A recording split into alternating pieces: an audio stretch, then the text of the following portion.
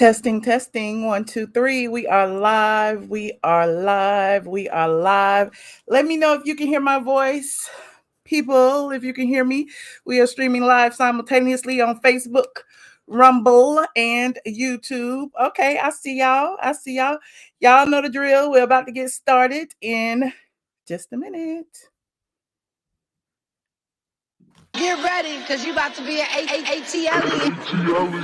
That's your being a blogger. More than a blogger. That's your being a blogger. You are more than I am more than That's your being a blogger. All the is my son. Okay, this shit is the I am more than a blogger. If the blog got it, if the blog got it, if the blog got it, Michelle is here. Yeah. If the blog got it, if the blog got it, if the blog got it, Michelle is here. Yeah. Say all of this her son. Yes. All of this her son. Yes. Say all of this her son. Yes. Yes. Say all of this her son. Like for real.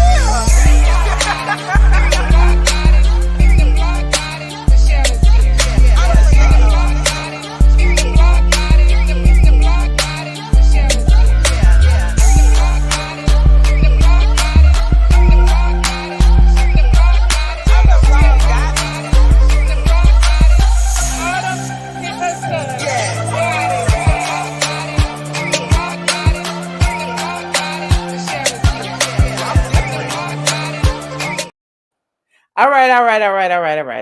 I know my intro too long. I know it. Who all is complaining? How many of y'all in here complaining that my intro is too long? I know it's 1 minute and 20 seconds. Okay, I know. I'm trying to get it shorter. But right now it's still 1 minute and 20 seconds. Okay. Hey, come on in. You said not you. Okay. I like the end. I be trying to play it to the end because that's the little breakdown when it goes do. Hey y'all, come on in the room. You like it? It's cute. Okay. Well, listen, I be having so many people complaining. And so many, listen, I don't know if it's 50-50. I might need to put up a poll or something. Hey friends, come on in the room. I know it's been a few days. Y'all know I be out of town every other week. I be trying to listen. When I try to be consistent, something always comes up. It's just life. I'm here.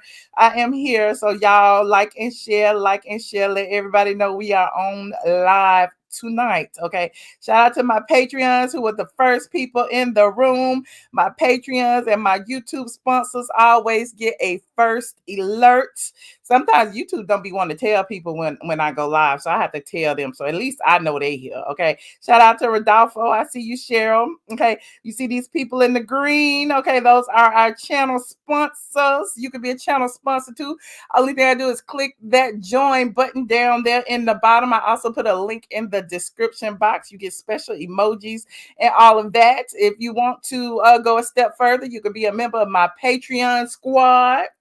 We be on there all night sometimes, y'all, just running our mouth and talking and gossiping, and they know everything about me. They know so much.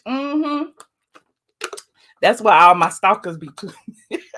They be over there watching and taking notes, but that's okay. They pay their $5. It's all good. Come on in. Now, we got a lot to talk about because I missed some stuff these past couple of days. I did. Wait, what y'all saying? You said Binge-worthy in here. Binge-worthy is running the street. Shout out to Binge-worthy. Okay, shout out to Binge-worthy. Yes, and listen. I love. Look, my glasses are fogging up. I love when us content creators support each other. So even though I don't like when y'all come over here and be shouting out other people and telling me what they had said and stuff. I don't care what they had said now, but if they in here supporting me, I support them too. I support them on their channel. They support me on theirs. But we may not agree on the topics and stuff. So don't be running over here telling me that Binge-worthy has said or XYZ has said. That ain't how it work around here. Because I don't want y'all running over there saying Michelle had said, okay? But there's that. What Binge-worthy said in it? Talk about you running the streets instead of clocking in. I am not running the streets. I ran the streets one time, and that was just to have a little cocktail. That was it. Just a little cocktail. But y'all know I'm in Tennessee taking care of Mama Brown. So y'all know, put your pink hearts in the chat for Mama Brown. She's doing good on her treatments. It's like every other week. Every other week. I feel like, I only get to work 2 weeks out the year.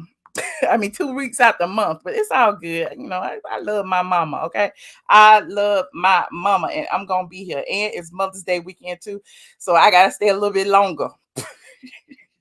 I gotta stay a little bit longer. I gotta stay till Sunday. Normally I leave on Friday or Saturday. I gotta stay till Sunday, and I gotta leave on Monday. Oh my God, Lord, she wanna go to the casino. She wanna go to the casino, and they gonna spend her money. She gonna spend all my money at the casino. I didn't invite you for no cocktails, Miss Doga. Come on, I'm gonna be at the casino, honey. I don't know if I'm gonna be there tomorrow or Sunday or both. She talking about tomorrow is seafood night at the casino.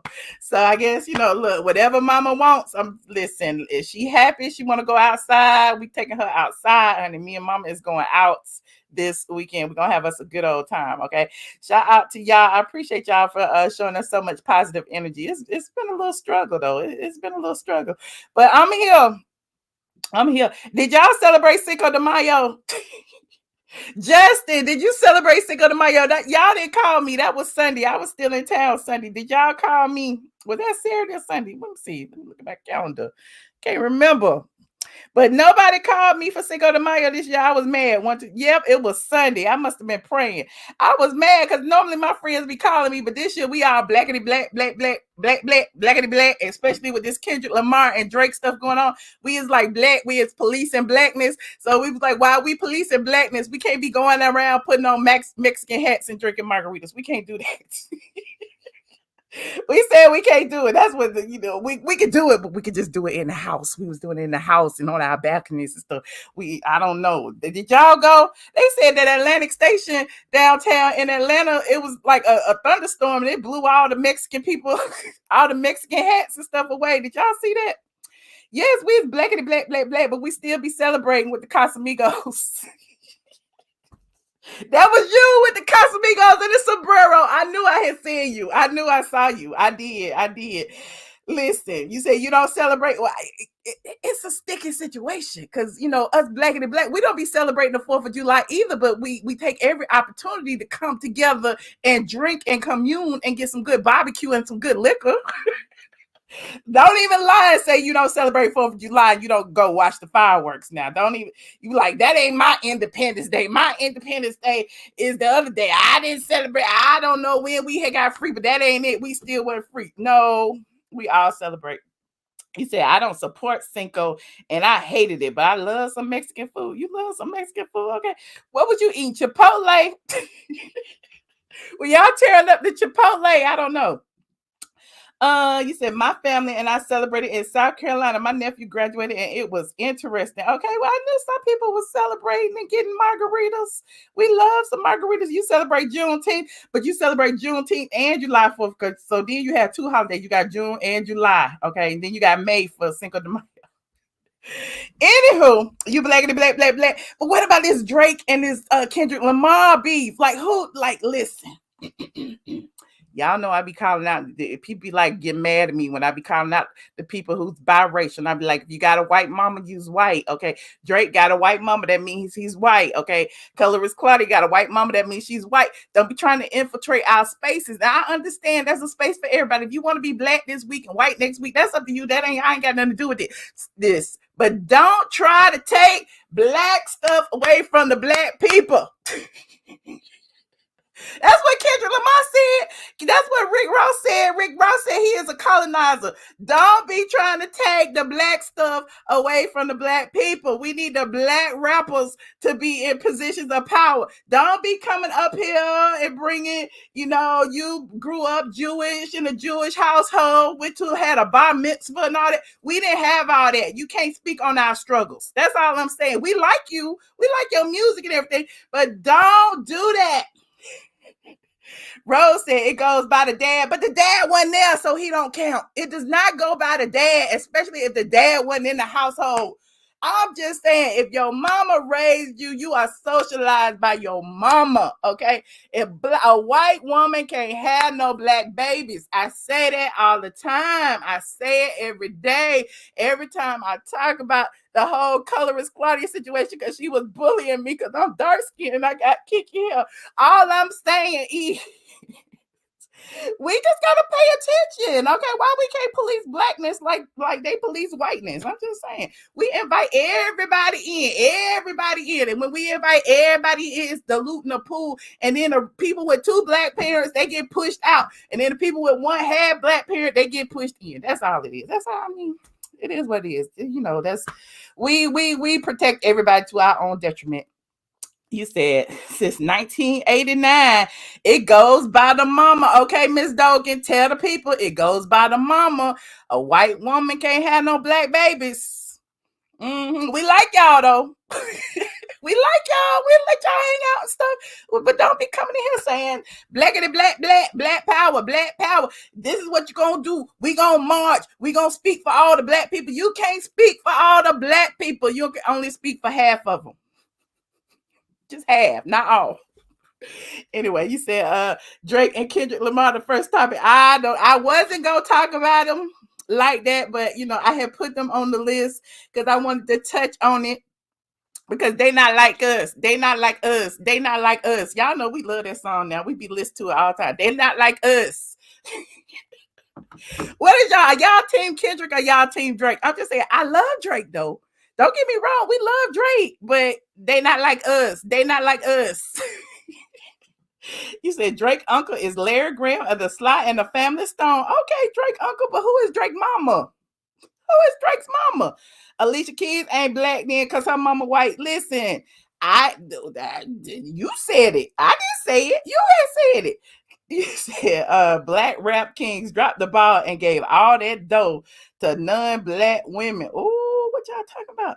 Did you see the interview where Lil Wayne told him only rap about things he do? He told him the truth. Don't be coming on here rapping about guns and shooting and stuff, and you don't have no guns and you don't be shooting. You just gonna get wrapped up in all the guns and shooting stuff. But then you surround yourself with people like Mob Ties and stuff like that. You surround yourself with those people because you know you feel like they give you a level of protection. But you know, what do I know? I'm just sitting over here watching. I'm just a girl. He said neither but Kendrick. He said J. Cole ain't black either. Ooh, okay. Now we gotta make a list of all the non-black people. Drake don't even know that uncle. I'm just saying, remember, we ran down the list of things. We was talking about Flop Soul. We was talking about y'all say Barack Obama the first black president. Then somebody say he ain't the first black president because he got a white mama. Like, where do we draw the line? Is it only at Drake or is it everybody? I just need to know so I know when I'm argue and when I'm a fight. He said, is he talking about his long-term fiance? Oh, what y'all talking about in this chat? Let me know when Michelle sell tickets to her. I am not a comedian. I'm just sitting here watching. I'm an observer. Okay, I just observe things, and I want to come here and talk to y'all about it. We got to stop giving the culture away. That's what I said.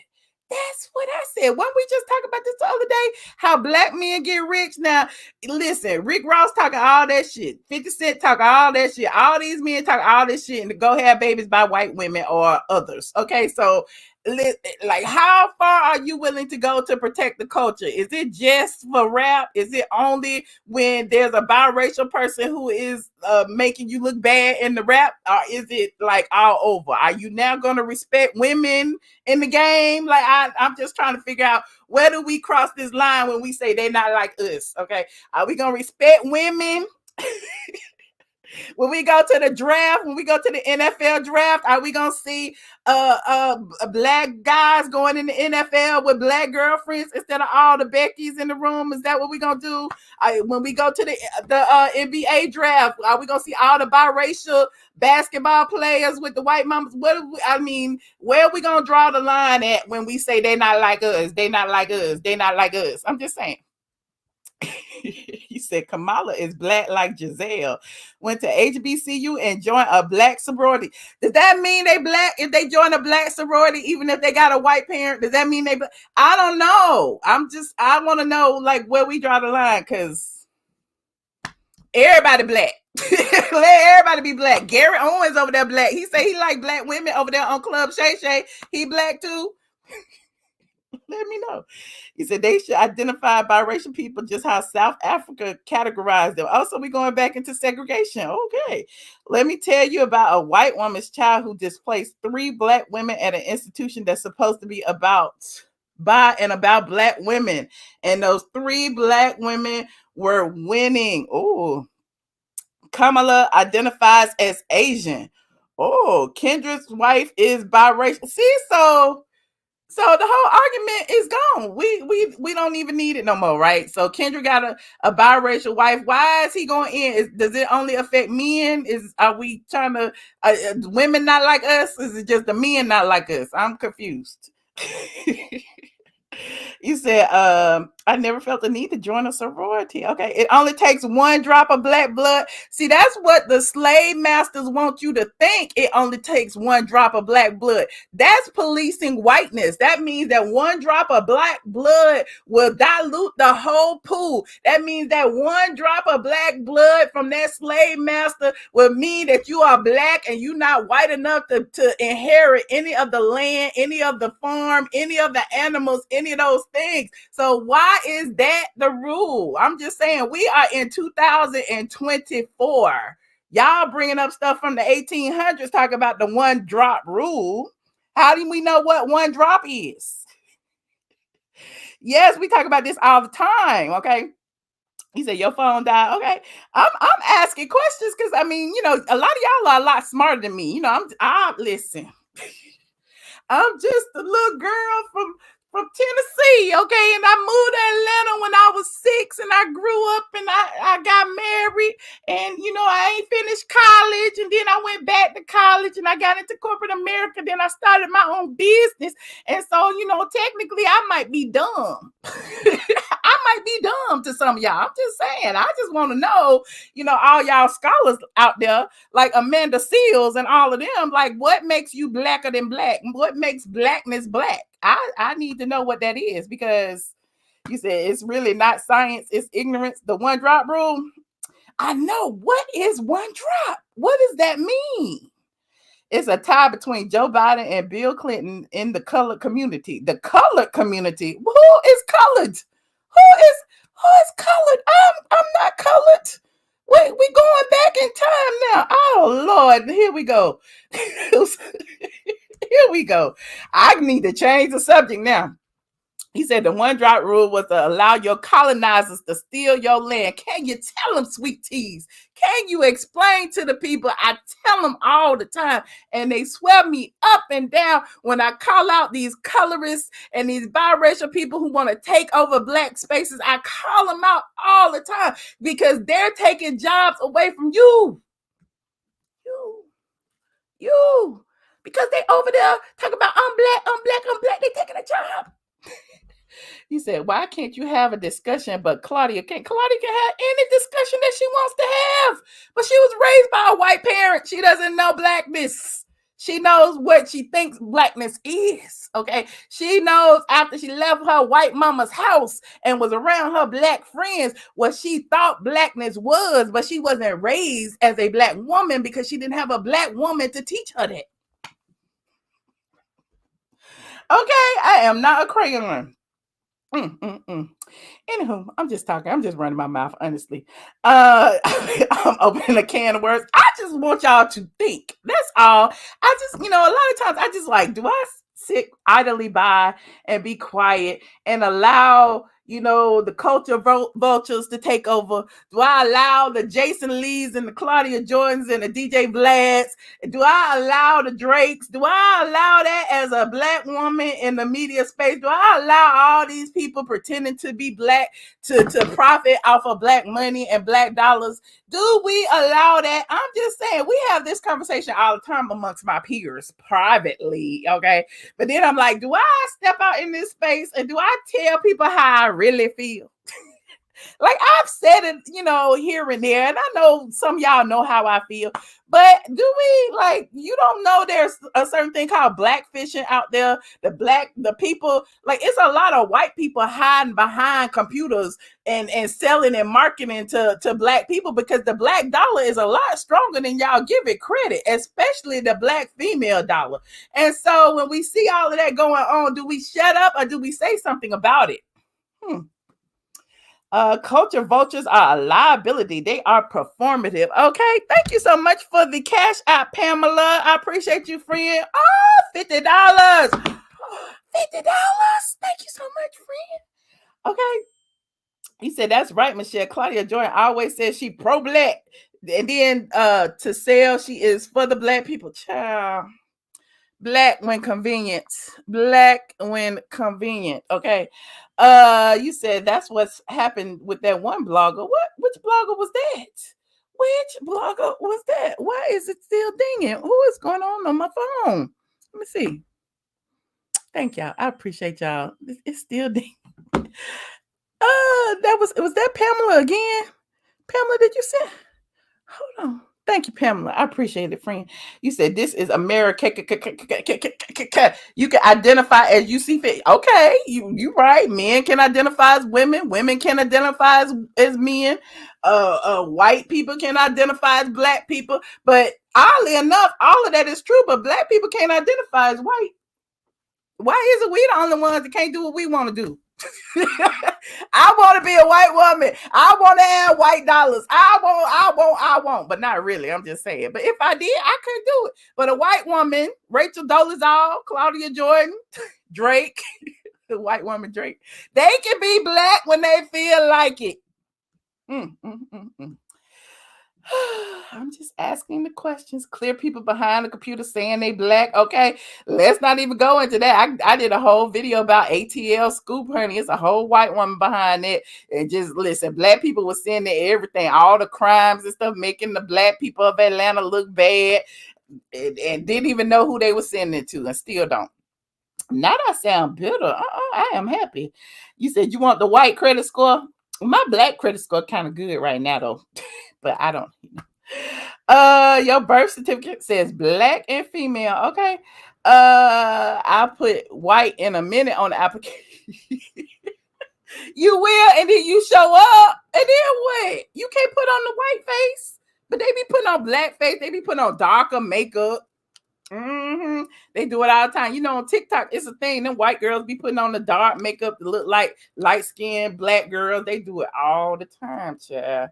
I'm just trying to figure out what's going on. Like, our dollars are that strong that you want everything that has to do with blackness. Black people stay handing out black cards and inviting whites to the cookouts and still begging for a seat at the table. Okay. Speaking of which, white face. You said it's your daddy whenever you get through. It's your daddy. What is my daddy? What my daddy got to do with this? My black daddy got to do with this. You said you check other races on paper. You do. You be Mexican sometimes. You be Spanish. You be Asian. What you be when you check your when they say what are you? You just check whatever you feel like that day. Black is a color. Black is beautiful. I'm blacker than black. Claudia's skin is darker than mine, and I'm black. Claudia be using filters. She like. Claudia be blackfishing y'all too. Okay. But speaking of a blackfish who ain't really a blackfish no more because he started showing himself. Let's talk about DJ Vlad and this situation with DJ Vlad and hold on, let me pull it up. Hold on. DJ Vlad been getting dragged all up and down the Twitter streets. Okay. Morgan Jerkins, who is the niece of famed producer Rodney Jerkins, and is also a professor at Princeton, I believe. She was on Twitter, and DJ Vlad made a comment about the Drake beef, the Drake and Kendrick Lamar beef.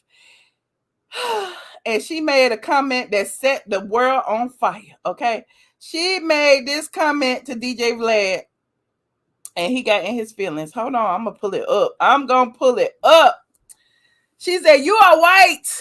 This is a black affair. And that was in response to DJ Vlad saying Kendrick's Not Like Us needed a better mix. It takes away from the song. It's like, wait a minute, how you gonna say what's taken away from the song? And we singing it, they not like us. You not like us, DJ Vlad. You not like us, okay? And then DJ Vlad came back and tagged that lady Job. He went to her page and saw that she worked at Princeton. So he goes, wait. So a producer at Princeton is telling me that a white person shouldn't be allowed to voice their opinion about hip hop. Is that how you interact with your students? Oh, he went full Ken. He went full Karen on the lady just because she said, you are white and this is a black folk affair. And I'm sure she was not the only one to say that and who has said it on multiple occasions about DJ Vlad being a culture vulture. But let's finish. Morgan came back and said, what I'm saying is that you put your opinion in a discussion that is not needed. This conversation is and should center black people, not you. Okay. Then DJ Vlad came back and said, don't be trying to change your words now. I'll be reaching out to Princeton about this on Monday.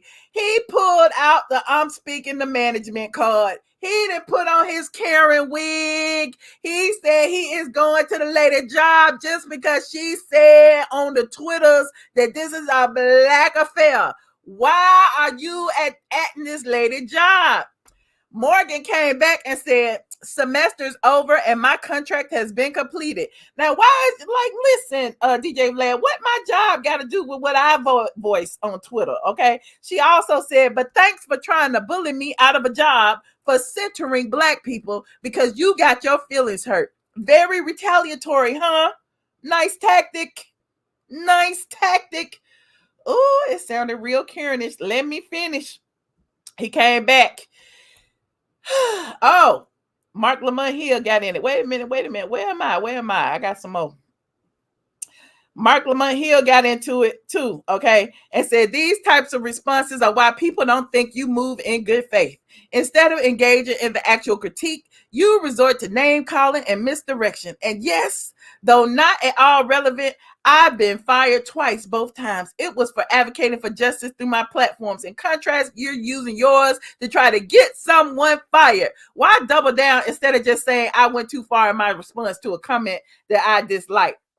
And DJ Vlad was like, not Mark Flop Hill chiming in. Must have hit a nerve with all the jobs you've gotten fired from over the years. Child, just a mess. Oh, and here was the original one. No, Vlad, this doesn't clear the air. Okay. All my stuff is mixed up. My bad. All my stuff is mixed up. So Vlad came back. Hold on. Let me go back. Okay, here it is. Okay, so she said it was retaliatory.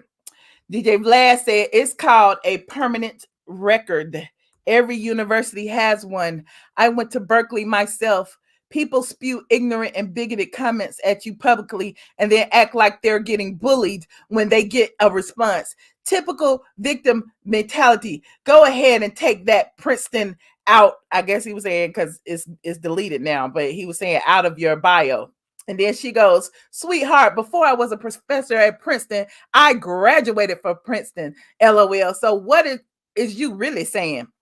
DJ Vlad said, good luck being a professor at Princeton again. I doubt the university supports your faculty telling non-black students to shut the F up about anything hip-hop related because of skin color. Lord Jesus. Then she responded, which is not even what I said. I find it funny that you specifically chose to respond to me, belittle my academic background, and threaten my job when others responded to you in a much harsher way. Very interesting and telling. And then Vlad said, it's exactly what you said. You're backtracking now. I never belittled your academic background. Just the opposite, actually. I'm pointing out that someone claiming to represent a top Ivy League university should be held to a high standard. You're threatening your own job by publicly spewing bigotry while representing at Princeton in your bio. I responded to you because all the other responses are from trolls and fake accounts. You may want to think about getting a burner account like all the other bigots do. That's how they keep from getting fired. Oh, child. Oh, child. He is doing too much. So, anyway, after being dragged on the internet, he came back and he posted this response a few days later. He said, since it's Monday, let me clear the air and state that I never had any intention of filing a complaint to Princeton for former Professor Morgan Jenkins, saying that white people aren't allowed to comment on Kendrick Lamar's music. She trolled me and I trolled back. At the end of the day, it created an interesting discussion about race relations in America, and I will be discussing it further in my future interviews. Boy, bye. Morgan said a lie. A lie, a lie. He tagged my employer multiple times with the intention to professionally harm me. I didn't troll. I centered black people in the discussion on hip hop and told him to stand down because it's not his space. He's backtracking because he miscalculated. By the way, stop contacting my family. He found out who her uncle was, Rodney Jerkins, in the music industry, and I guess he had been contacting them to try to figure out how to make this right. Now, when Mark Lamont Hill got involved, everybody on Twitter was involved, child. Yeah, talk about former professor. I guess because she put that her contract was up.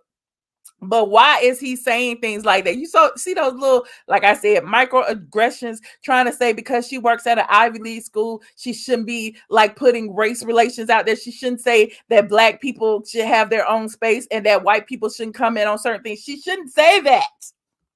Interesting, Vlad, to be a culture vulture, allegedly, that what the people say. Okay, wait, let's finish. Okay, let's finish. Let me see what else.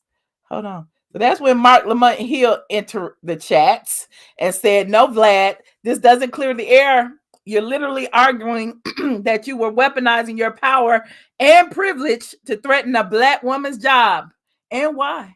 Because she criticized you on Twitter about your power and privilege. You could have disagreed with Morgan Jerkins' stance. I actually didn't object to you intervening in the conversation, even though I disagreed with your point without threatening her. This is Karen shit. This is Karen shit. Didn't I say it? He's a Ken. He's a Ken. He's a Karen. He's a Ken. He's a Karen. After the Twitter tore him up, he came back with an apology.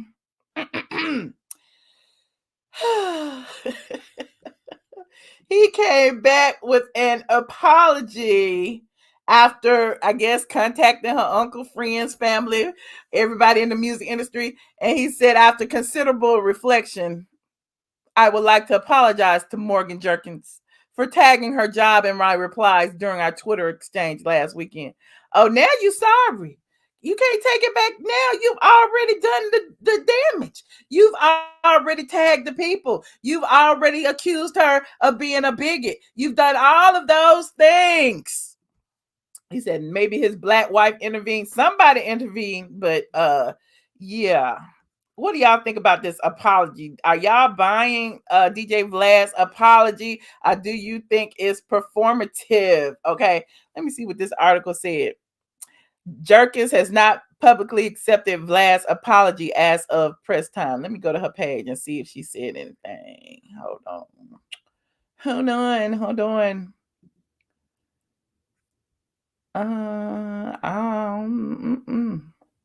I don't see. She ain't said nothing. Let me see. I'm still scrolling.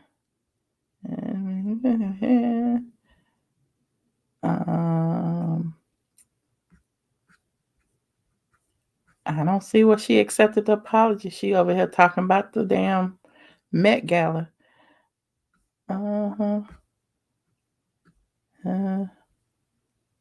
Nope.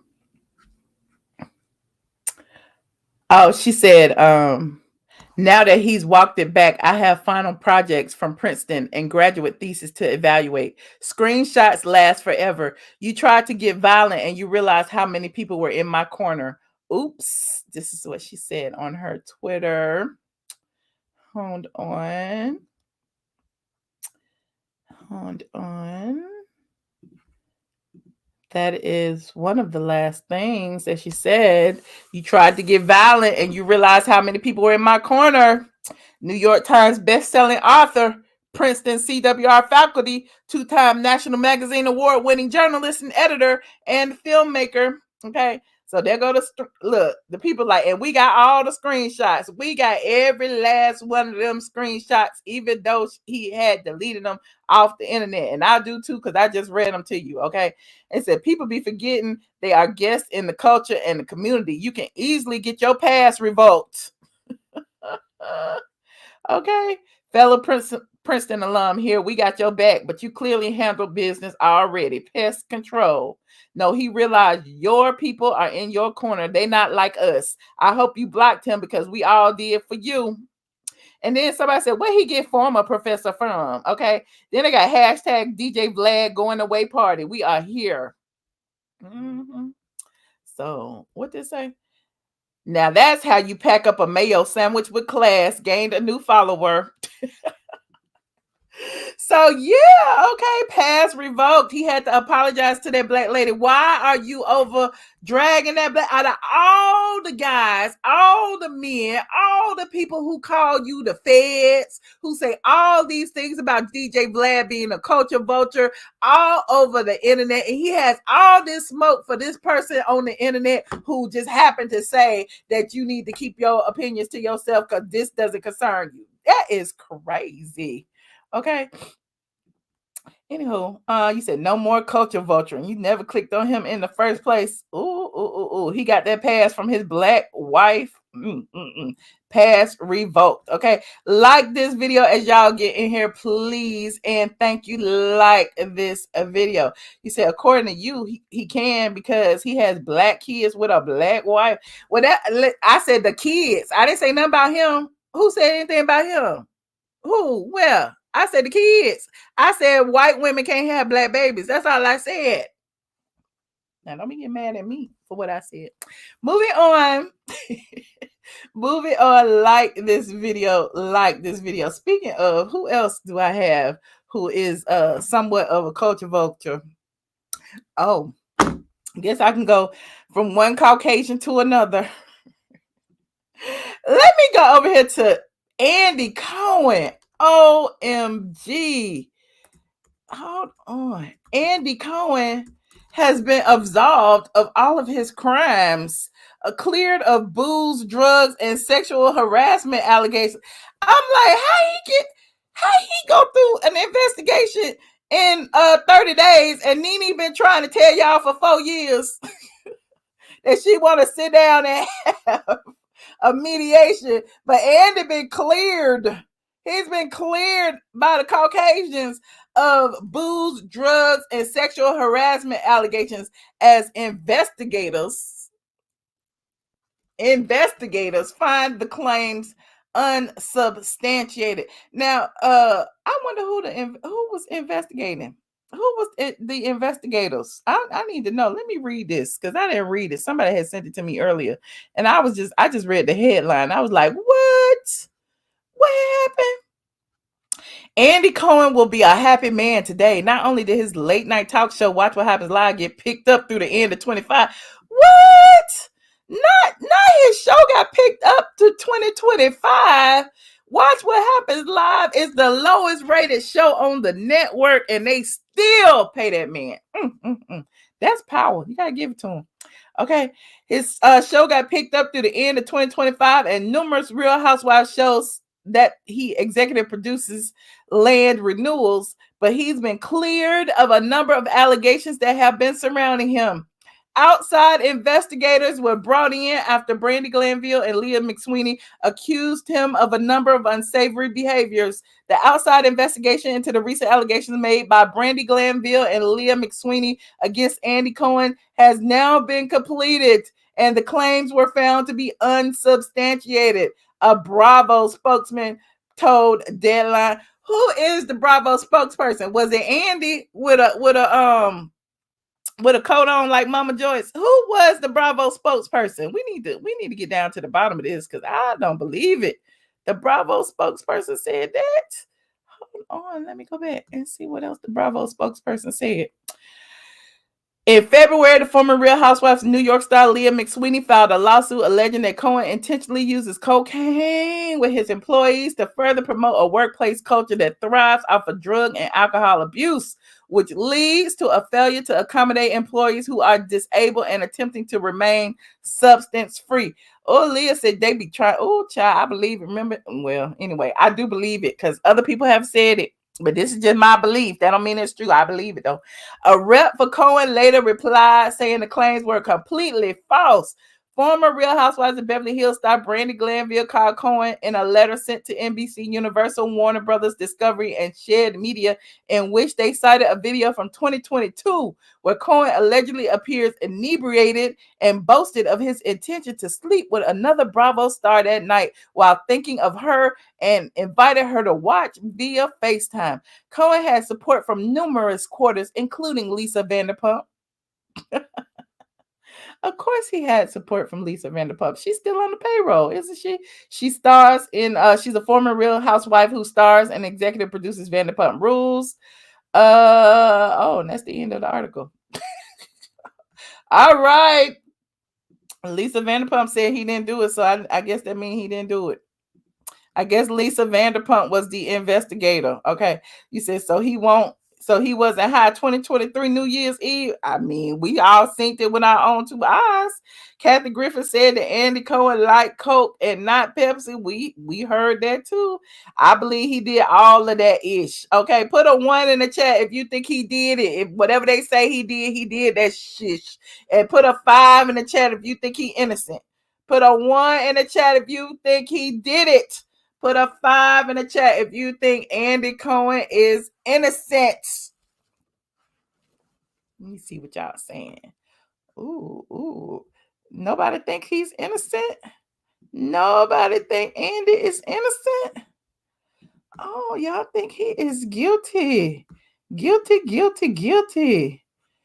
Oh, you said Coco stays in your system for less than 48 hours. Listen, I am not a cokehead. I don't know. Y'all need to go ask Junkie Dineve about the coke because I'm not a coke person. Okay. Look, you want to ask me about food? I'll tell you about food. Okay. I'll tell you about donuts and candy and steaks and lobster and crab legs. I'll tell you about all that. I don't know nothing about no cocaine. Nothing. Let me see. Okay. Oh, nobody thinks he's innocent. Everybody think he did it. Well, how he get off like that? How he skate past all of those allegations free? Even Bethany was saying that he was bad for business. I don't understand. It must have been so many people working for him or dependent upon him to be there because clearly. You said 5 innocent. I want to be with the crew. You said you want to be with the money makers. You want to just go along and get along. Is that what it is? You gonna do coke in the bathroom with Andy? That's what they say, honey. I don't know.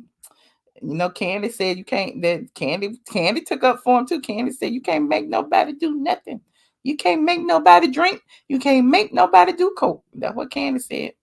So don't be feeling uncomfortable. Everybody in the room doing coke, but you know, just go home, okay? But don't be acting like you're gonna get scenes tomorrow, because you know the favorites gonna get all the scenes. The favorites who did all the coke gonna get all the scenes. Anyway, moving on. Yes, 1,400 ones. Okay, larger 1,400 ones. Crack is whack. Okay, I know he guilty. I know in my spirit and in my soul, but apparently the investigators say that he's not. So we need to go investigate the investigators and see what's going on. Anyway, like this video as y'all get in here, please, and thank you. Like this video. Who else is innocent? Is Brian McKnight innocent? Let's talk about Brian McKnight. Brian McKnight has been, they saying he's getting low-key canceled all over the internet for basically saying that his children was a product of sin. This has been going on for at least 4 to 5 years now. I don't know how long he's been married to that Hawaiian lady. But apparently, after he married her and adopted her 2 kids that she had from another marriage or relationship, he pretty much disowned all his black kids, his fully black children. And he said he's starting back at 1. Okay, so apparently, he also called his 4 older children evil and a product of sin. And all of the people online was so outraged that they was like, we ain't going to no Brian McKnight concert. I don't care. I don't care how well he sings. I don't care if I use that song in my wedding. I don't care. I don't like him like that no more. You know, when I stopped liking Brian McKnight though, I stopped liking Brian McKnight when he started working for Pornhub. I knew then he was a little out of touch. Okay, he was a little touch. I'm like, is this your brand? You over there singing about Punani? Y'all don't remember that? I'm gonna pull it up. I'm so random. I'm gonna pull it up.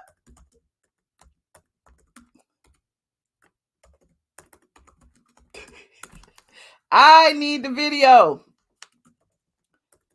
The song is called. Where is it? Oh, they took it out. Did they take it out? Hold on, let me see. Here it is, right here.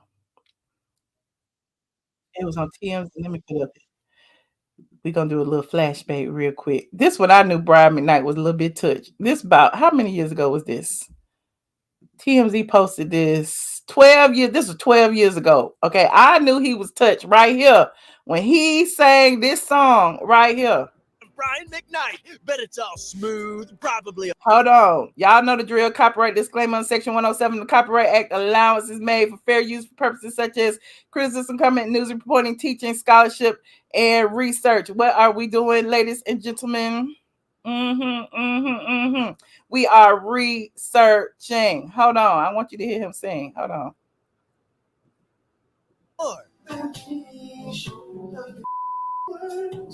Since you didn't bring it to me first, I have other things to show.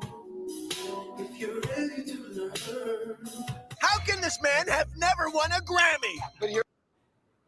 He wanted to show you how your coochie work, and he wrote a song about it. Okay, I was like, he a little touched. I knew he was strange right then and there. That's around the time he left his wife and he had all these women's and stuff. This was before he found his second wife. Apparently he was sowing his oats and doing whatever he wanted to do and out with the groupies and everything. So yeah, he was a little gross. He was a little He not like us either. He not like us. I think Brian has early stages of sundowners and he is saying something crazy. Well, we also go back into the archives about how many years ago was this? This on my other channel. And it's crazy because it's getting so much play. This is when Brian McKnight was responding to abandoning his kids. Hold on, right here. And he was saying how, they only wanted money. They was this, they was that. Because basically his son had called him a deadbeat and claimed that he had abandoned them. And here is the response to that. We're going to listen to it a little bit. Hey guys, it's Brian McKnight here. I've been traveling about 17 hours to Guam. I have a concert tonight. And Can y'all hear that? The plane to some of the most heinous craziness I've ever seen in my life, that my oldest son, Brian, would post that I'm abandoning my children. And the reason why, I suppose, is because I have a new family. And I guess this stems from a post that I made the other day about my son, Jack, who I'm very proud of, which isn't to say I'm not and haven't been proud of my other children, but I was proud of this one for the things that he. Jack is not his biological son. Jack was that Caucasian other lady's son, whatever she is. That was not his biological son, and he is treating his biological children like crap and treating his stepchildren like gold. Anyone who knows me knows over the last 20 years, 30 years now, as a matter of fact, that I've been there for my children every step of the way until recently. And let's be clear, my 2 sons are 30 and 27. Not 12, not 13, but 30 and 27. Now, my daughter's about to turn 18. That's another story I'll get to in a second. I've never missed a day of child support. I've never done anything adverse to my children whatsoever. I've always been there. I've always been there with advice, whether they took it or not. I've always been the sounding board, and I've always been the one that tried to help them achieve whatever dreams they were wanting to reach out for. I guess one of my only faults is that I gave my children everything that I didn't have in the hopes that they would appreciate it, because I know how much I would have appreciated it when I was their age. I would tell you, as parents out there, entitling your children is probably one of the worst things you can do, and I know I am guilty of that. For whatever reasons, I'm guilty of that. Tough love is a tough thing as a parent to try to institute to your children, because you want to help them as much as you can, and I did as much as I possibly could. When I stopped doing that for them, BJ was 25 and Nico was 22. And it wasn't like I completely cut them off at that point. That happened much later. But I've been there. When I put them out of my house, I gave them an apartment for 2 years. And I said, guys, this is it. This is the time to grow up. I'm giving you 2 years. I'm going to pay for everything for 2 years, but you're going to have to work or do something, because at the end of those 2 years, that's going to be it. It's time to be men here, guys. It's time to grow up. At the end of those 2 years, they hadn't done any of it. It was just right around the time that Leilani and I had gotten together. Leilani was working at Children's Hospital. And let's be clear, Leilani has been one of the only people who's been an advocate to keeping us together, to keeping us having a relationship, because she wants to have the nuclear family as much as I did. And they have spit in her face at every turn. She got them jobs at the hospital, $18 an hour with benefits, and with the option of the hospital actually paying for them to go back to school. They said, and I quote, that they knew they didn't want to stop smoking, and they would have to pass a drug test. And the day I had the doctors Why are looking you into it, doing and this? Nico's on Saying there, all this about taking your a big children? puff, which is fine. If you want to smoke, that's fine. I'm not saying that I'm saying that that's bad. If that's your choice, that's your choice.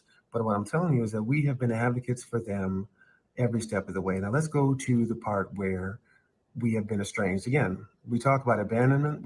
I'm not abandoning them. We are estranged, which happens more often than not in this particular situation. BJ broke into our home a few months ago, and he put X's on the eyes of our wedding photos. And then he put a photo of my first wedding on Leilani's vanity. It was at that moment, and after I heard him say, and was pointed to from other friends of mine that saw his posts on social media, that he basically said that I was better off dead to him than alive. I was more valuable to him dead than alive. And that was the end of me dealing with him.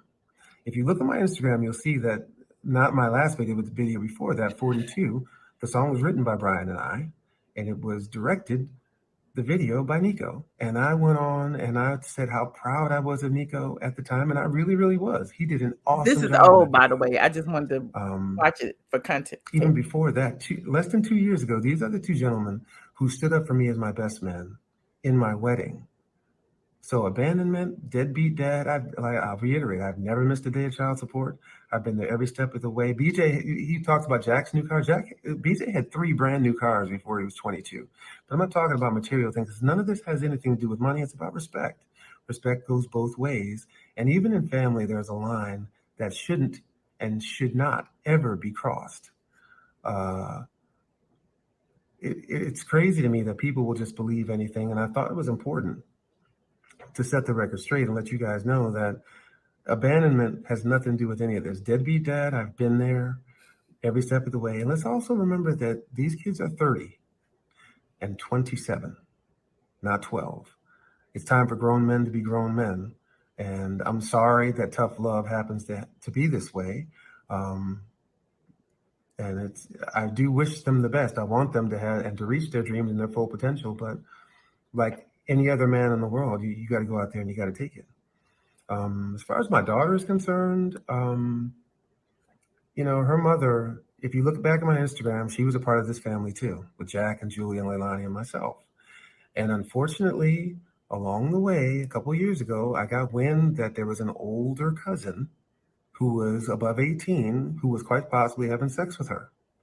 So I called, as a father should, your daughter's business out here like this? The state office for children's affairs there in Arizona, and I never heard anything back. But the next thing that her mother did was to block all of us from her social media, from her phone, and completely estranged her from us. What that told me was they didn't want me to be involved in her life that way.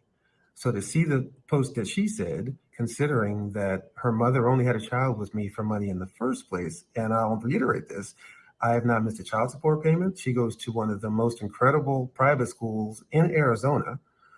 So I don't know where this is all coming from, but I thought that I needed to let everybody know that there's another side to this story. You can choose to believe what you want. I thought that I would lay it out there for you. Anything that I say is actual and factual. All you have to do is Google Brian McKnight and Sons, and you'll see us singing all over YouTube. Go back and look at my Instagram. Go back a couple of years. You'll see that I posted about all of my children.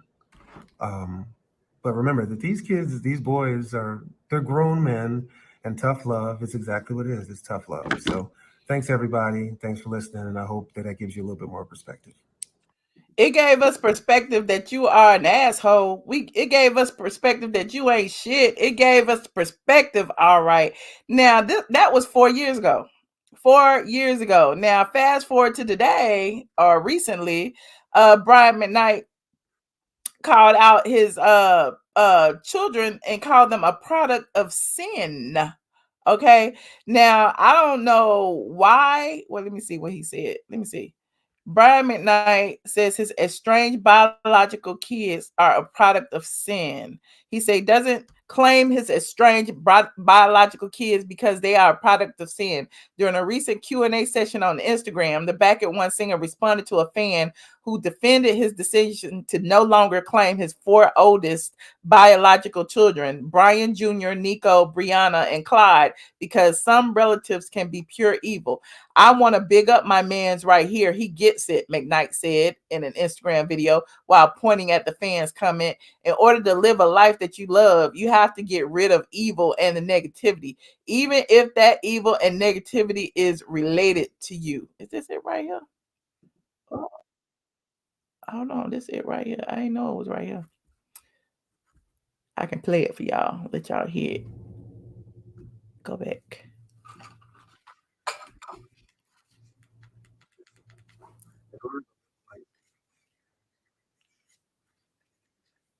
Oh, y'all can't hear that. Hold on. Who doing?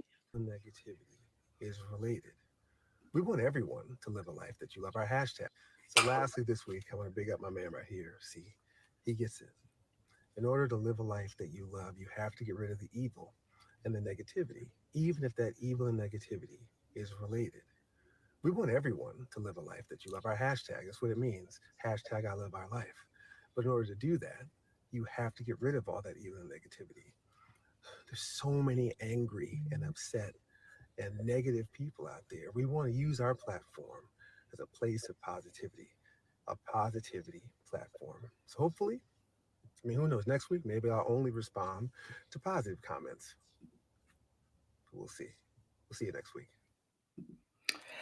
So after that, yeah, his family has been saying things. The wife came forward and disputed that. Um, and it was at that time that his concert, which was originally scheduled for June 9th, was canceled because people are outraged over his lack of empathy for his children. And I don't even think it's a problem with, having estranged kids. Yeah, there's an issue with that. We get it. Fathers and their children and parents and their children sometimes don't get along, and adult children go their separate ways. We get that. But it's his being a public figure and putting all this out to the public, I think, is what's causing the lion's share of the dissent with the public. Now, here is the Motor City Hotel in Detroit posted this on Instagram and said, "Don't miss out on a night of smooth tunes with Brian McKnight at Soundboard June 9th. Grab your tickets now." And so people were in the comment section saying he might as well retire. Got 569 likes. This was on, I guess, Facebook.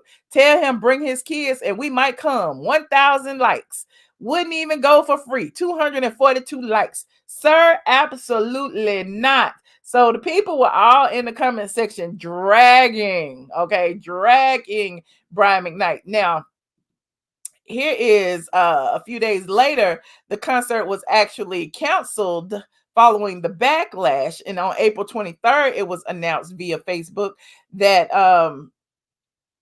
April 23rd it was announced that he would come. And then on what was this date? May 6th, it was announced that they deleted the post and that it would be canceled. Hold on, here is the cancellation. Hold on.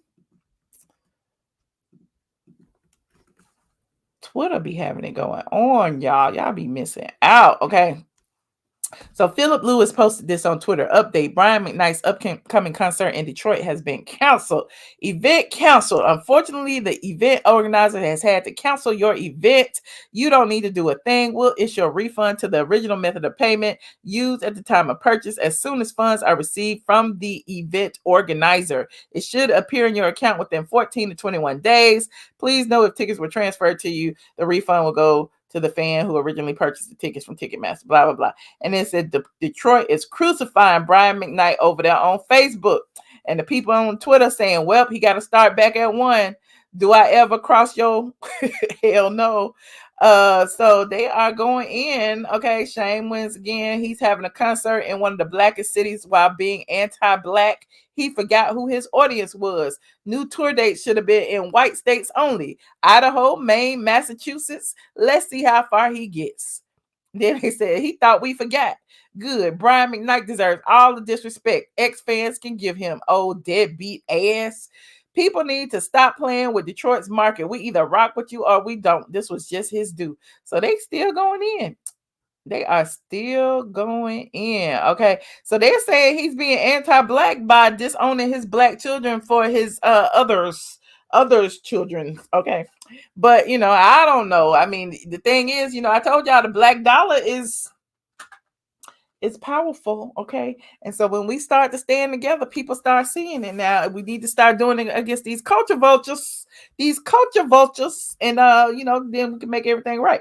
He said that's what he gets. Hopefully all of his gigs will get canceled.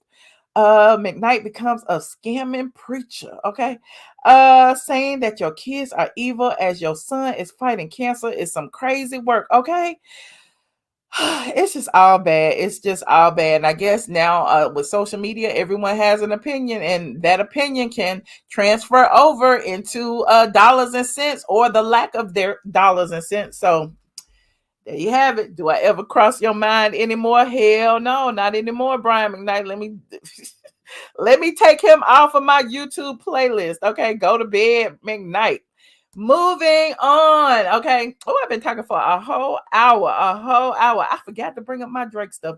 I did bring it up a little bit, but I'm gonna leave him over there. Oh, let me just say this about Drake. Drake has been accused of using Atlanta as a luncheon ground. Okay. Kendrick Lamar actually said that in his Not Like Us song. And so a lot of people have been breaking it down and saying, yeah, I can remember when Drake was brought to Atlanta to be introduced to the Atlanta music scene. And I just wanted to bring this up. This is the only reason I backtracked and talked about it, because I already talked about Drake earlier. But I only brought this up because, hold on, I'm going to show you this. Okay, in the ongoing war between Kendrick Lamar and Drake, there's one clear winner: Atlanta. Why it matters: the duel between the superstars has been the talk of the internet for more than a week, but its roots go way back. And like anything in modern hip hop, they trace back to Atlanta. Drake is at odds with several rappers. After he and J. Cole first dropped First Person Shooter, wherein J. Cole declared himself, Drake, and Lamar as rap's big three. Okay, Lamar replied that it's just Big Me and Like That, released by Metro Boomin and Atlanta rapper Future. Drake and Lamar have been rap battling ever since. Now, in Not Like Us, Lamar says Atlanta was the mecca, building railroads and trains, in reference to how white people exploited black people during slavery. And he said that Drake has the same agenda, adding that you run to Atlanta when you need to check a balance. Now, the crazy thing is, this post on my site has been getting so much traffic. And I was like, wait a minute. How y'all find that? How y'all find it? I'm still in the Googles. I am still in the Googles. Hold on. Look what I had found back when I had seen Drake at Atlantic Station back in 2009. Okay, Drake. Wait, let me move that ad. Shout out to the Porsche ad. Okay. Now, back in 2009, Drake was at Atlantic Station, and it's the story. I even forgot the story. Read the story. It says Drizzy Drake was spotted chilling in Atlanta on the deck of a restaurant in Atlantic Station yesterday. It was another beautiful day in the A, and seeing him was quite a pleasant surprise, especially since someone, and I ain't saying no names, has successful on repeat every single time we're in the car. Yup. Anywho, y'all know I'm collecting A pics for my gallery, but when asked to throw the A for my photo op, Drake promptly refused, stating, "That's some old Usher shit." I couldn't help but laugh, like for real. I was about as tickle pink as that wrinkled shirt he was rocking, but he's right, Pete my header. I love you, Drake. Keep grinding. So Drake said there was some old Usher shit to throw the A. He had refused to throw the A. You know, everybody throw the A when they in Atlanta. But you know, I ain't even mad at him. I just thought it was funny. So I had to pull that up because that post has been getting a lot of traction. And apparently it's proof that Drake was just using Atlanta for a come up. You wasn't even trying to rep Atlanta. You wasn't even trying to be respectful to Atlanta at the time. Do I still love him? I still love his music. I mean, I don't have nothing against Drake's music now. He said Drizzy, Glaze, Honey Bun, Bottom Drake. Well, we get it. He's Canadian, but you got to understand, like, with every picture, I could pull up so many pictures. With every picture, I have everybody throwing the A. We were just talking about the Braxtons just the other day. And, hold on. And I had pulled up a picture of the Braxtons throwing the A. Where they from? Are they from Atlanta? They from Atlanta. Okay. I got everybody throwing the A. In every event, everybody was, can I make that big? Everybody was throwing the A. Okay. They go, everybody. R.I.P. Tracy. Okay. So, yes, we all throw the A. Look, Tony Braxton was throwing the A. Everybody was throwing the A. Okay. So, it's just a brand thing for me. Okay. I'm just saying for me. And so, anytime that I have a celebrity, I got Kevin Hart throwing the A. I got Tyler Perry throwing the A. Like, I could pull up all kind of pictures of everybody throwing the A, but it is what it is. He said he wanted to throw up the C or the B. They from B more, okay? But they was in the A, okay? So when you in the A, just throw up the A. Just, you know, just piece up A town down, okay? Ain't nothing wrong with it. Piece up A town down. You said he was using Atlanta. Okay, moving on. Let me go ahead and talk about, I got two more topics. I thought I just had one. Shaunie O'Neal and Shaq. Y'all know I love me some Shaq. Shaunie O'Neal has a new book called Undefeated. Okay. And in her book, she has revealed some things about her marriage to Shaquille O'Neal that shocked the internet. Now, I don't know if it was as bad as people are saying, but we're going to make it as bad as people are saying because, you know, it makes people buy the book, and I'm going to buy the book, okay? In her revealing memoir, Shaunie O'Neal, who is now Shaunie Henderson, my bad, Shaunie, I keep calling you O'Neal, it's Shaunie Henderson now, shares insights into her marriage with Shaq, sparking a heartfelt exchange. Shaunie, the wife, mother, entrepreneur, producer, and creator of the hit reality TV show Basketball Wives, recently released the memoir, which is called Undefeated, Changing the Rules and Winning on My Own Terms. In it, she opens up about finding love, offers advice for raising Black children, and inspires people to live on their own terms. Now, in the memoir, the 49-year-old mother of four, an ex-wife of NBA star Shaquille O'Neal, revealed, looking back, I don't know if I was ever really in love with the man. Henderson explained in the memoir that she was in love with the idea of being married to the man I had a family with, and was in love with the idea of building a life together during their marriage. O'Neal took to his Instagram to respond, and it was so sad, the little response. And he wrote, let's see what Shaq had wrote. I'm going to pull it up over here for y'all. Oh, Shaq. We can repair your broken heart, Shaq. We can repair your broken heart. Shaq said, trust me, I get it, okay? He said, I understand. I wouldn't have been in love with me either. Wishing you all the best. All love, Shaq. And I mean, you know, sometimes things happen. Sometimes after the relationship over, you realize, maybe I didn't love him as much as I thought I did. Maybe, now that I'm older and wiser and have been through a few things, maybe, that wasn't love. Maybe I was just committed, because, I wanted to have this happy family. I had one child, then I had another child, then I had another child. Now I'm here and we rich. Maybe I wanted things to work and they didn't work out. Like, so Shaq has been like really honest about some of the things he did in the relationship. He was unfaithful. He was cheating. He wouldn't come home. I had read somewhere that that Shaunie used to put ads in the paper or something telling him to come home or something. I don't know if that's true or not, but I did read it somewhere. I don't know if it was Lipstick Alley or something. They said she used to put articles in the LA paper trying to find them because she couldn't find them or something. So, I mean, I'm sure it was a stressful life, at the height of his career, his professional basketball career, groupies, trying to raise a family, all of that. And so I'm sure, he probably knew about this quote was coming out before it came out. So, I mean, you can only respect it. I'm sure they've co-parented peacefully. We never heard nothing bad about them. Neither one of them then went to jail for the other one. The kids seemed sound and happy. Even one of the kids was in the comment section saying, he's the most happiest go lucky man I know. Hold on. Let me see if it's in here, if it came up. No, I don't see it on here. So everybody was saying, "Hey, Shaq, I can't believe this is happening to you. How can anyone not love Shaq? Growth. You were who you were then isn't indicative of who you are now after the work. She's probably grown too. Following love is much different than loving someone. Some can't fall because they can't trust themselves or others. Once you grow whole, learn how to love and more importantly, be in love with yourself. Accountability and growth are rare. So everybody is basically cheering him on for basically saying, listen, I wasn't the man that you needed me to be. And move on. Okay. You said, I'm sure Shaq has matured and understands the hurt that he caused. Vashonda definitely loved that he adopted her oldest son. Okay. Shaq got ugly feet. I'd be disgusted. What? So why she out here being a private eye? I mean, that was his wife. She didn't, anyway. Moving on, I just thought I'd bring that up. I thought that was an interesting segment. Listen, she's moved on, he's moved on. He seems happy, she seems happy, the kid seems happy. There are no victims in this situation. Everybody has moved on.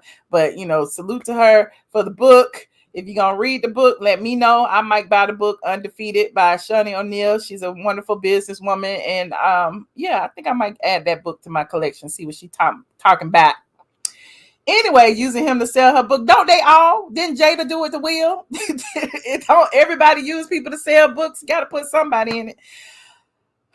So yes, hit that like button if y'all are enjoying the stream. Okay, last but not least, we have one more thing on this agenda. One more. I'm gonna put the link in while I talk about this because y'all know I'm so tired of these people. I don't know what to do. The Real Housewives of Atlanta. When are they going to start filming? We don't know. Nobody knows. Some people say the end of May. Some people say the end of summer. People have lied and said they filming already. I don't think they filming already because there's too much going on. Okay. I've heard through sources. Okay. Actually, this source came directly from Kenya Moore's mouth. Not to me, but to somebody I know. And she said they were starting at the end of May. But even with that, they still are up in the air about several people. I did hear that Drew Sidora was coming back. I actually heard that a long time ago. I heard Drew was coming back before I heard that Kenya was coming back. Kenya was still working on her contract, and I heard that Drew was coming back. Is Sheree coming back? Nobody knows. At first I heard it was a wait and see for Sheree. Sheree has been posting subliminals talking about she knows her worth. So apparently, Porsha had got all the money and now they trying to figure out, how they gonna pay people. And especially since Porsha might not even be worth the amount of money that, she was promised, which will be interesting. Okay, you said spring, summer, fall is when it's gonna start filming. They will stop filming when Kenya finally opened up her business. Well, there's that. But yeah, so I don't know if Sheree finally got, what she was asking for, or if she's just gonna come back in a limited role or what. But I do know she has been working on coming back. And then the other members of the cast, I don't know. It's so many names that's been floating around. I don't know, and I don't want to put any names out there because none of them seems to be connecting right now. But we got Porsha, we got Kenya, we got Drew. I don't know what else. Now, speaking of Porsha, things are real bad for Porsha. Real bad. Because she's not really earning the income right now. The show hasn't started filming. The show hasn't aired. Porsha, the situation with Simon is going a lot further than she thought it would go. Porsha, when she filed for divorce, she thought it was cut and dry. She thought it was going to be, you need to enforce the prenup and let's move on and it'll be done in 30 days. But Simon is contesting the prenup, saying that Porsha entered into it under false pretenses. We've spoken about that. He's got affidavits from the house staff saying that Porsha left his kids unaccounted for, Lord. He didn't have anybody to see after his kids when he was out of town, and Porsha left the house, left the nanny / housekeeper there. He got an affidavit from her explaining that, and she had to stay there for 3 days, with the kids until Simon got home. He has the affidavit from the home security saying that Porsha showed up with a man with a gun, and we don't know if that was security, if that was a friend of Porsha who was coming to play bully or what. And in the meantime, he's filed several notices with the court, requesting depositions with True Entertainment. He's also requesting certain documents from Porsha proving that, if she hired security, who was the security you hired? What was the date that you hired them? Because she was saying that was security. He's saying that it's not. So this thing it's been going back and forth. Every other day, we got a different court document. We got a different announcement made. One party going to the press, the other party going to the press, another party accusing people going to the press. Porsha accusing Simon of ruining her reality show career by speaking publicly or not speaking publicly, but filing these documents which are public record. So I'm like, well, Porsha, how are you accusing him of ruining your reality show career when you filed documents just like he filed documents? All of the documents are public, right? So anyway, Porsha is now asking that Simon pay her attorney's fees in the amount of $50,000 because Randy Kessler has been running up the bills, running up the phone calls, running up the court documents, running up everything. And so Porsha, I guess, I don't know, maybe she can't pay it. I don't know what's going on. She no longer has her monthly allowance from Simon. She no longer has, access to Simon's credit cards. So now she wants Simon to pay for the divorce that she initiated. So it's like, wait a minute. Simon said, oh, hell no. Who you think I am? I didn't tell you to do all this. And because I didn't tell you to do all this, I'm not paying nothing. Okay. Now, look, according to court documents, Simon said the Bravo star was not entitled to a dime from him as they continue to fight the validity of the prenuptial agreement. Now, this is interesting. In a recent motion, Porsha asked the court for $50,000 from Simon. $50,000. How you gonna ask Simon for $50,000, but you want the world to believe that he's a scam? He ain't got no money. He broke, but you need $50,000 to pay your attorney's fees. Oh, this is a mess. This is a mess. You said Simon says, put your hands on your head. Porsha's Chinese yakking bundles naked ain't selling. I don't know. Abandoning the kids like that is nasty work, and then displacing them is wickedness. Okay, $50,000. Okay, now wait a minute. Where am I? Her lawyer wrote, wife has incurred and will continue to incur significant attorney's fees and expenses of litigation to defend against husband's motion, which includes false statements and allegations, and requests that husband be ordered to pay wife temporary attorney's fees in the amount of $50,000, given that his actions have caused wife to not only file her request for immediate and emergency relief, but also to respond to the instant motion. Now, if it wasn't for Porsha filing the divorce in the first place, nobody would have to pay the attorney's fees of either party. Simon got to pay his attorney's fees, and now you asking him to pay your attorney's fees too?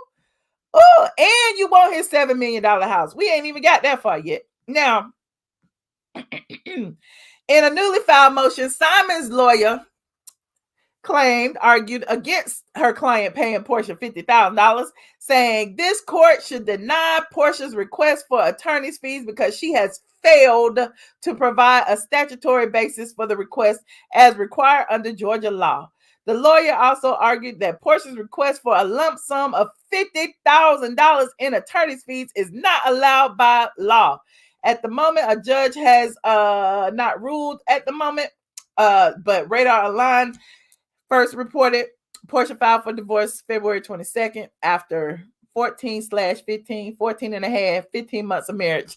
She demanded that the prenup be enforced and that Simon vacate the marital home. Simon has opposed the request to leave the home, and he said that she should move in. He said she should move into the home that she already owns. Judge has granted Porsha temporary relief in that she can stay while they decide what's going on. Now, in addition, Porsha has slammed Simon for allegedly changing the locks to the gates and blocking her access to the home. Simon called out Porsha for allegedly bringing an armed gunman to the home. Now, the reality star has also trashed Simon in her court documents, claiming to have left her after learning about her husband's alleged immigration issues. That's what she claimed. She left because of that.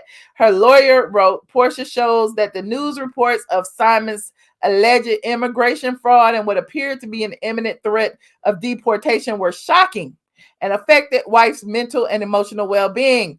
None of this information was ever disclosed by the husband to wife, despite wife having previously inquired about husband's immigration status. So, wait a minute.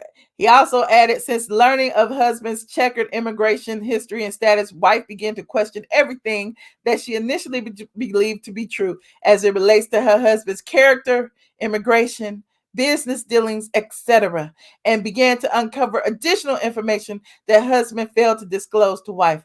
Porsha did not wish to remain married to a stranger and filed for divorce. But she want to keep the house. She want to keep that stranger's house. She's the Lulu. She want to keep that stranger's house. Meanwhile, Simon been online and he been showing everybody he's sad. He said he worked hard for he has a good relationship with his children's mothers, and he is in his feelings because he cannot spend time with his children. Simon is on his Instagram right now. Let me see what he's saying. Simon say something every day.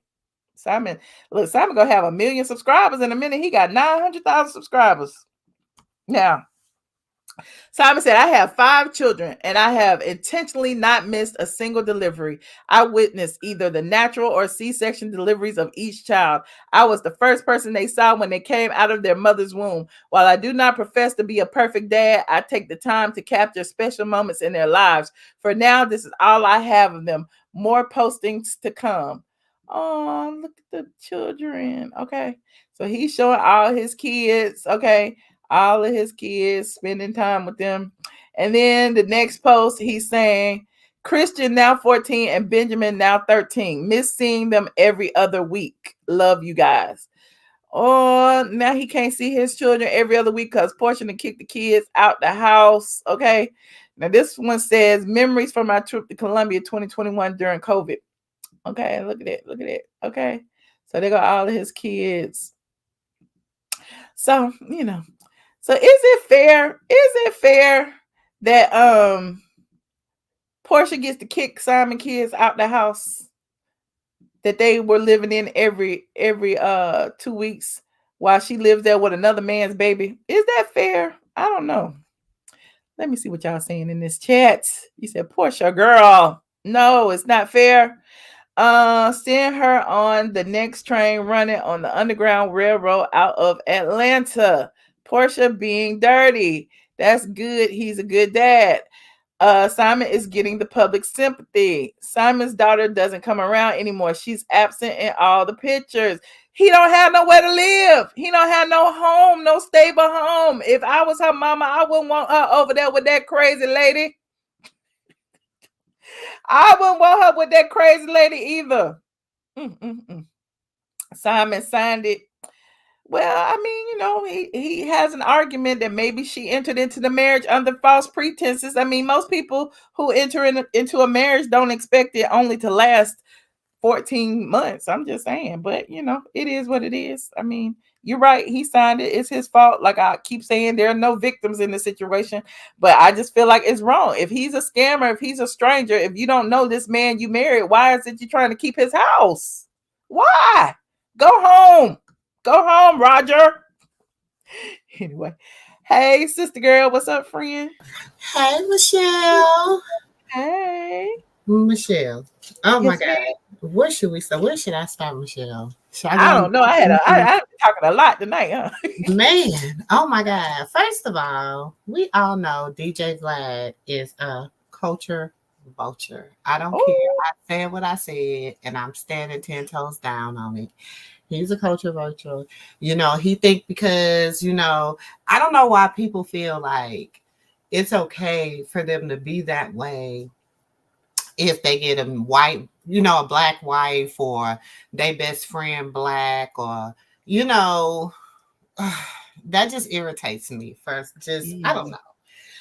But I just feel like we can, the black community can stop him from doing that if they stop running they behinds over there to DJ Vlad, telling him, giving him the exclusives. You know what I'm saying? If it ain't DJ Vlad, it's no jumper. You know what I'm saying? Adam 22. Neither one of them really care. Yeah, and I think that the thing is they start paying, and when people start paying for interviews, there's that going on over there now. So he's paying Boosie tens of thousands of dollars because he knows he gonna make a milli. Exactly. So he. But I'm saying, and that's the thing, y'all getting paid pennies on nickels. You know what I'm saying? Because he making all the money. Y'all going the little money that he's giving y'all, he's making that 10, 100 times fold. He done got rich off of hip hop, this is the thing. Hip hop today is not hip hop back when we was hip hop. It's not, I'm 50, so hip hop, I was birthed with hip hop. So hip hop today is not the same as it was back then. So oh my God. I can't. He's a culture vulture. He just but makes there's several in our own community that we give license to too. I've named a lot of them. You did. And there's a lot of colorists. You know what I'm saying? It's a lot of people that they, like even for instance, anyway, let's go on to somebody else, Michelle. It's so much about him. I could go on about him because I just don't like, it's a lot of stuff that he say that, and this is just really the first time that I feel like people stood behind a black woman, because he says things about black women all the time, but people that don't, but he says it about black celebrities that are already on the fence of people not liking them, if that makes sense. So then he gets the ball rolling a little, and everybody be like, yeah, you right, DJ Vlad. And they always be giving him like he be right in everything he be saying. And he be so disrespectful. And so I just don't like the way he, and he was tagging that lady job, or, what he felt was that job just based off of what was in her bio, and trying to get her fired for having an opinion about what he said online. I mean, he has his opinion So why can't that black woman on Twitter have her opinion as well? I didn't like that at all. And what did that have to do with her job? And why did you go? But see, it's a group of them that just work together behind the scenes, because what was the purpose of you going on that lady's and talking about where she worked, tagging her job in it, whatever. What she does outside of her job is her business. Her opinion is her business, whether she's a professor there or not. And she probably teaches them about culture vultures like himself. Mm-hmm.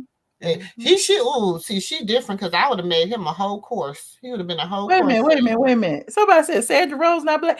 I know Sandra personally. Sandra is a black woman. What is you talking about? They said Sandra Rose wasn't black. Yeah, Sandra Rose is definitely black, friend. I've seen her with my own two eyes, okay? She may write like a white woman. She may have some white woman viewpoints, but she is a black woman. Sandra, my friend. Sandra might be one of the blacks for Trumps, for all I know. I don't know.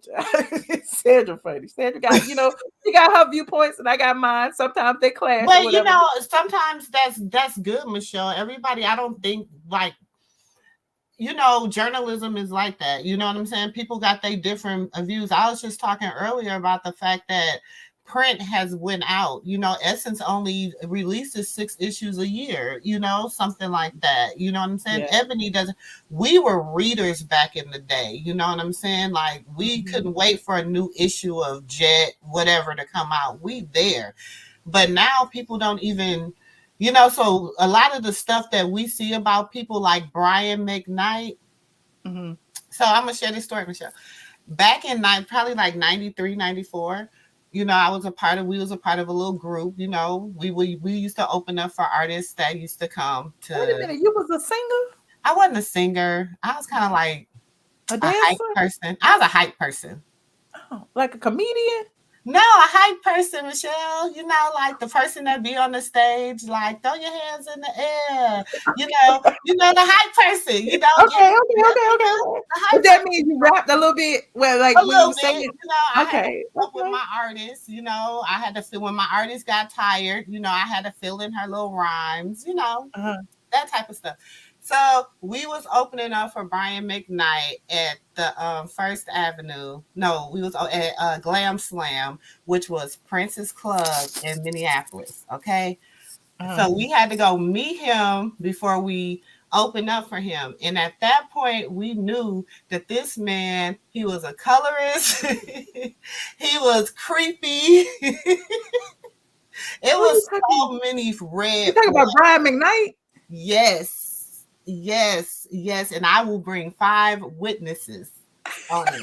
It was horrible. It was horrible. Not a creepy colorist. He was, because it was like it was 2 light-skinned and it was 3 dark-skinned. You know what I'm saying?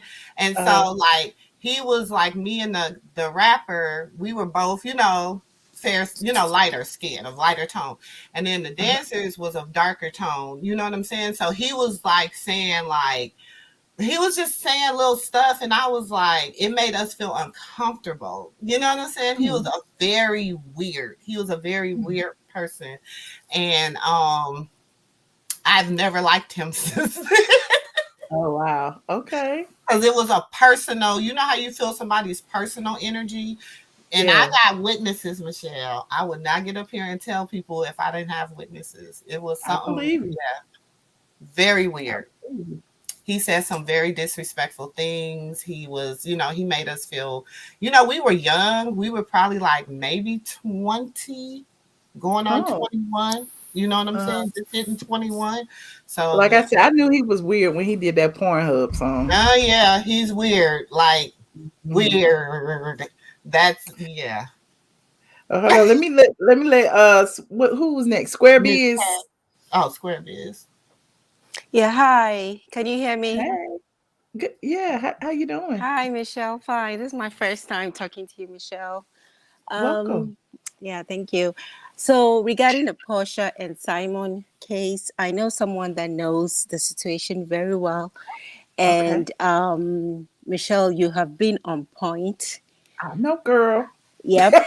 And Simon actually has the evidence to prove that Porsha knew about his immigration case all along. He knows. He has the evidence. And her mother is the one that is behind all this, not giving Porsha a good advice and leading her to failure, basically. Why the Right. mama want her to do that though? Why the mama want her to I leave? don't know. I don't know, but it's her mother. And Oh. she has Porsha in a very, very bad situation right now. And Porsha's friend, I can't remember her name, that good friend of hers, her husband has Yeah. warned her to stop. Shamia? Is it Yeah, Shamia? the husband has warned her to stop putting her mouth into Porsha's business regarding Simon. So Porsha is really in a bad spot. Yeah. Yeah, I can I have a tell. lot. I have a lot, but I don't want to say here. I'll send you an email. Okay, send me an email because I got a lot too, and we can commiserate with each other offline. I will tell you Right. a lot. Okay. Yeah, I want to know what you know. Yeah, but it's really sad because Porsha, she kind of deserves what's going on, but it's her mother. Her mother is the one who is, because she wasn't going to divorce him. It was the mother that kept pushing her to do it. So yeah, That's crazy. yeah. I knew she didn't really want to divorce Simon. I knew it was Miss Diane behind But him. why would you do what your mama told you to do? Her mama ain't really even got no man that's worth nothing. 'Cause her mama, Miss Diane told her she wasn't coming back to that house, Michelle. but the mama, okay, so Porsha But- let her mama move into the house, right? Or gave her the house or whatever it is. And the mama moved her boyfriend into the house. So your man ain't shit. So you telling me you sitting there watching your daughter flourish with a man who has money, means this, that, bought the house, And blah, blah, she blah. got a baby And you daddy telling that your money. daughter to divorce the man? I'm confused. Yeah, and you see, and Porsha is playing a very dangerous game because his immigration status, the only reason why he's still in the country is because immigration is backed up. So they haven't gotten to him yet. But you never know with immigration. Any time from now, they can. Maybe it could be a year, it could be 2 years, it could be tomorrow. And once they come for him, they're coming for the house. So I don't know why she wants to stay there, and they'll come for the house, and it's going to be very embarrassing for her with when they come and take the house while she's Well, there. can they take the house though if he gives it to her? No, didn't give her that house. it's his house. So It's as his far house. as the He federal can is buy concerned, property without being a citizen. He can buy right? things in the United States. That's not illegal. So, but he can still keep the house though if he can Yeah, buy it, right? Yeah, just no. like At this just like point, I can buy because a property anywhere in the world. I don't have to be a citizen of the country to own right, property there. Property there. it's his house. But then because of the situation with immigration, once federal comes, immigration revokes his green card, because right now his green card is valid. They haven't revoked it yet because they are backed up and they haven't reached his case yet. So once they do that, then the federal will step in and they'll take the house, and that is completely out of his control. He can't give it to anyone because the federal is taking the house. He So how would committed they a take crime. the house? Why Just would because they they took take the his green house? They'll card. size it. They size it. Is everything that he owes will be sized, and there's nothing he can do about that. So I'm even surprised that he keeps traveling and going back and forth and being all around the place. He needs to just hide somewhere and just keep quiet. If he hadn't applied for the citizenship, he would have been okay. I mean, maybe immigration may never have come after him because he wasn't on their radar. He hadn't committed I any don't think they'll crime. take that house from everything from the attorneys that I have spoken with and the people that I have spoken with. I don't think that his property or any of Yeah, his why would they assets are take in it though? jeopardy. Even if No, his once citizen, they deport him, then who owns the house? The federal will take it.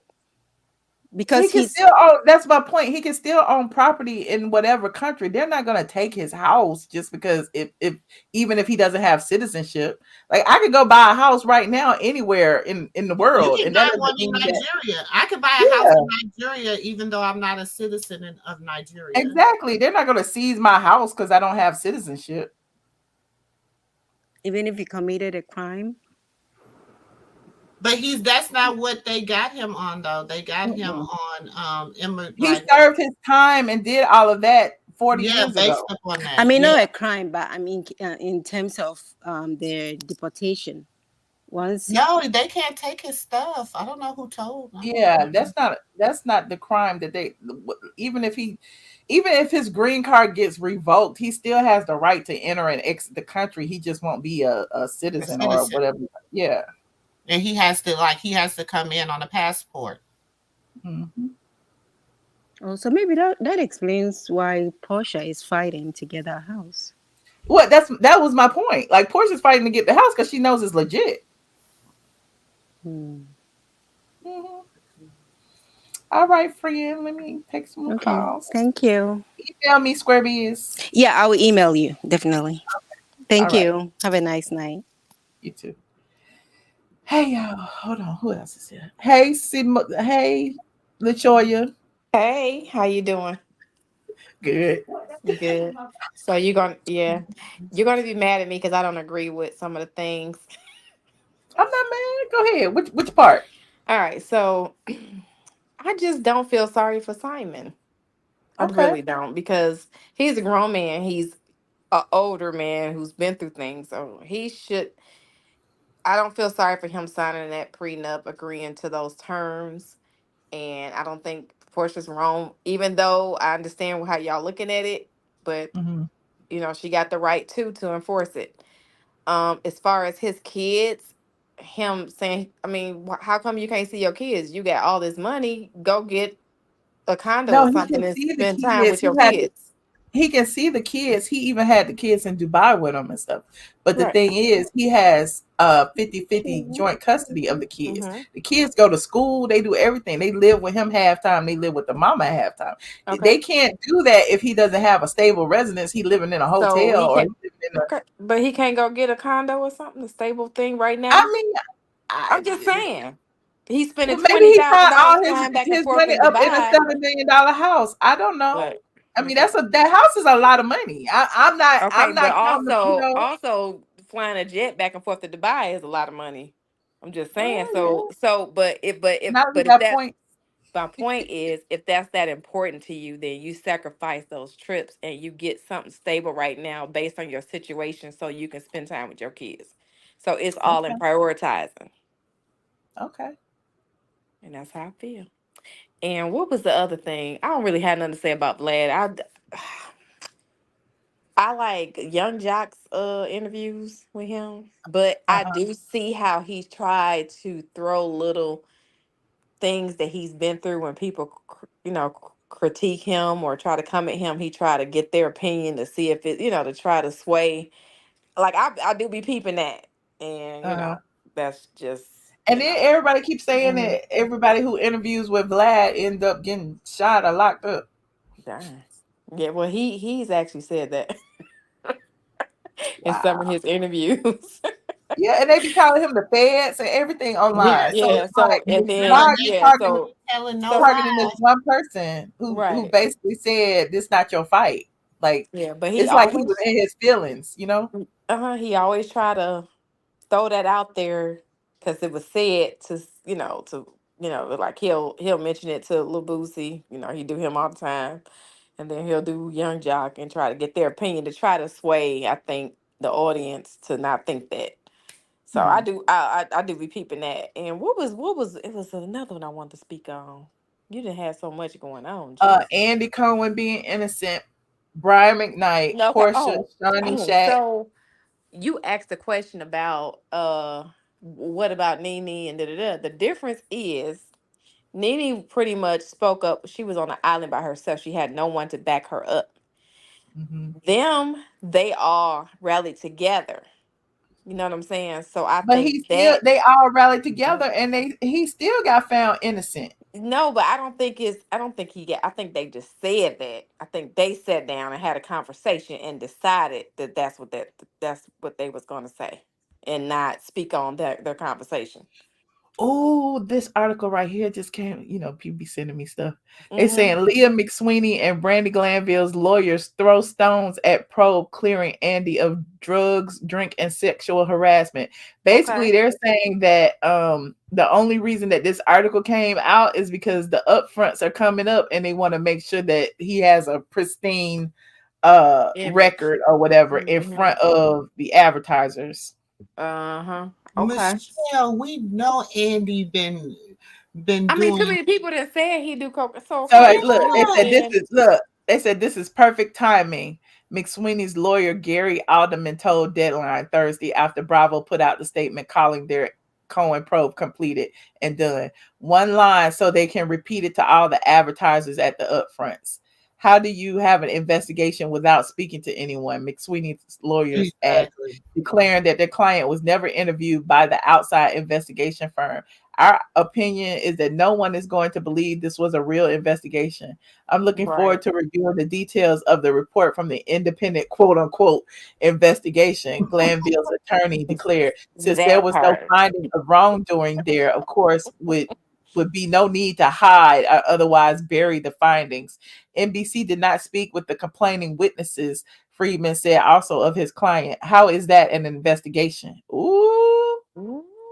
Glanville See? claims she was sexually harassed by a video from Watch What Happens Live hosts in 2022, telling Glanville that he, an openly gay man, wanted her to watch him have sex with another Bravo star that night. Later that day, Andy said the video with he and Kate Chastain was meant as a joke, but still totally inappropriate and apologized. Okay, so with that being said, let me backtrack on what I said. That's what I was thinking at first, but now you didn't came with that. So do you think it's just that more people like Andy than not, and so they're trying to, find it easier to just spin it? I don't think more people like Andy. I just think Andy is in a position of power. Like when he was an executive who moved to talent, he's been involved in a lot of the success of the network, and I just Mm-hmm. feel that they have an interest in protecting him and protecting his image. Mm-hmm. Okay. But we know it's a lie, though. Yeah, yeah, You know what yeah. I'm saying? Everybody knows it. He knows it's a lie. Like, Uh-huh. Mm-hmm. and my thing is, who did they investigate? Right. Right. Who did Especially they they didn't talk? speak with the if they didn't speak with the witnesses, how did they investigate anything? Did they give him what they dropped him? He dropped a UA. What the Coca Cola only stay in your system? What 24, 48 hours, something like that. I don't know nothing about no cocaine. I don't know Right. All nothing I about know it is either. okay, I'm no just CB asking. and it's white. That's all I know. I know, but Okay. I know it's one of the substances that supposedly not stay in your system very long. That's what I Okay. know. I don't know. That's as much as I know about it. You know what I'm Okay. saying? But And Drake. I want to talk about Drake. Okay. And so I like Drake. And I understand everything you're saying as it pertains to, the white, black, the mixed thing, of what it not. Like where do we draw the line? However, comma, it's all about DNA. And to me, you can't say what percentage a person has in their blood without it being tested. And although his dad went in his home, it's not like he didn't know his dad and didn't spend time with his dad. So certain things could be naturally, what I'm saying, that he adapt to and attracted to. And Okay. that's just part of life. Like I'm it not may I'm be, not hold on, but I but mean listen, it may be certain things that you have more of your mom versus your dad, or vice versa. It's just that's natural. So that's how I feel about it. okay. And on top of that, I do have a mixed grandchild. So I Okay. used to like Drake until I seen what he did on that stage and What he that do?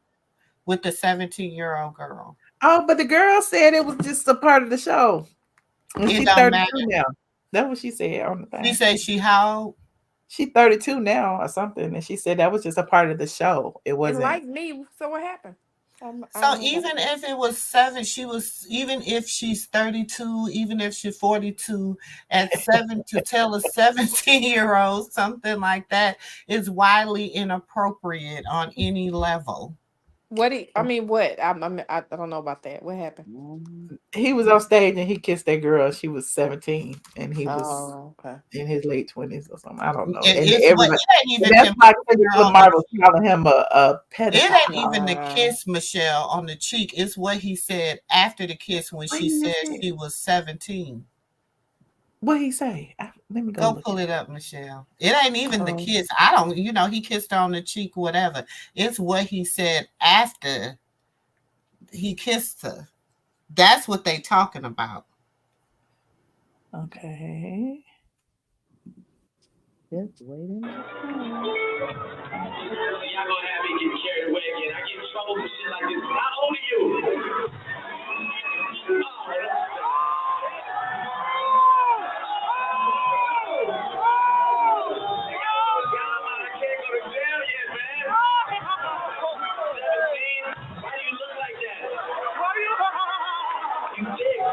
Look at all this. Well, listen, 17. I had fun. I don't know if I should feel guilty or not, but I had fun. I don't know if I'm gonna get flagged for this or not, so I had to stop it. What So did he this say this the was last before part? he ain't even kissed her yet. Oh. Like the way your breast feel against my chest as well. Just want to thank you.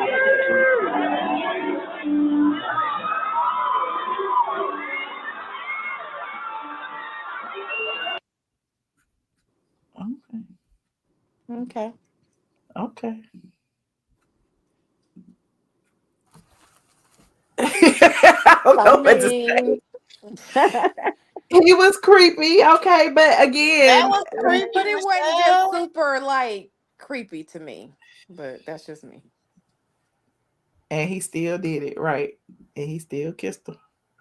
That's what I'm saying. It was before he kissed her. She said, "I'm 17." He Oh, said, she was "Why?" one of the girls that threw her bra on stage. And Okay, he said, "Why you now I look remember. like that? You thick. Why you look like that?" And Mhm. He's still a man. Okay, you Yeah. wouldn't mind a 40-year-old man pretending to kiss your 15-year-old. Oh Lord, Oh, what? Mm, 15? No. let's move on. Yeah. But yeah, he like and he follows like younger girls on Twitter because he knows that's his fan base or on Instagram. He was accused of dating a girl who was like 19, 18. So there's a lot of things that Drake has been accused of. So listen. They say this the year of exposure. He might get diddied. Well, okay. not, not Diddy. But shoot, they might as well diddy of the whole world. It's a lot of them out here. They may not be in the limelight. Okay. Just saying. Okay. Next time, anybody who's next? Hold on, who is in here? Miss Cat. Hey, Miss Cat, you've been quiet down there. Okay, you hear me? Yes. Hey, Like I've been standing in a long Beyonce land about tickets. not the long Beyonce. How you doing? I'm doing well, and you? I'm good. Come on in. Come on in. Yes, girl. I just want to talk about I was looking at a podcaster who broke down very well where this beef between Drake and Kendrick Lamar started. And it Mhm. was very interesting because I wanted to know. I was confused. I didn't know where it started. Because it's been going on a long time, hasn't it? Because I was Drake, watching a few videos. Drake started this by being so sensitive. He Oh, started it. Because okay. there was at first, he when Drake first came out, Kendrick Lamar wasn't as popular, but he went on a few shows with Drake and stuff like that. He let him go on a few shows, but then Kendrick Lamar made this song about he's the best, but he not only mentioned Drake's name, he mentioned a lot of other rappers' names because he was trying to be number one. It was like a battle, and I didn't see a Uh-huh. problem with it because the other rappers it didn't offend them. I don't remember their names, but they didn't get offended by it because rappers battle all the time, mic to mic battles. Hmm. So Drake was the only one who got offended, and he started it. It seems like, to me, it seems like he was rooting for Kendrick Lamar in the beginning, like he wanted him to do good. Drake is the type of person, which there are a lot of different people who want to see you do well, but just not better than them. Better than them. Yep. And when Yep. you start doing better than them, you become an enemy or they start hating on you. It's sad that it's people like that. I've Um, had people in my circle like that as well. Trust it's me, I really know. bad. They root for you until you move ahead of them, and that's what happened with Drake and Kendrick Lamar. When Kendrick Lamar started winning all these awards and stuff ahead of him, he started disliking Kendrick Lamar. Hmm. And I believe Drake is nothing but another industry plant because he wasn't anything that's why that's why what the guy named the big guy in Texas who didn't want to produce him and gave him to Lil Wayne. Yeah, Big Drake wouldn't text. have been popular if he didn't have Lil Wayne backing him because I never really liked his music.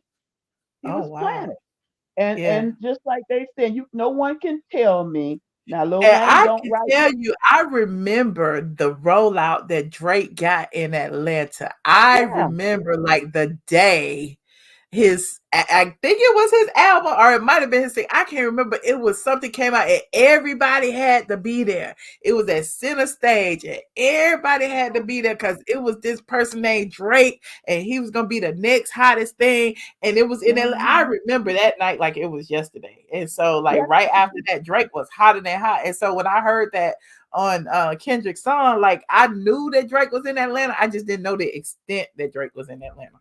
right. Just like this new girl, Tyler. She's another industry plant. Mm-hmm. Another one that they're putting in. She's beautiful from Africa. She's Yeah. another industry plant.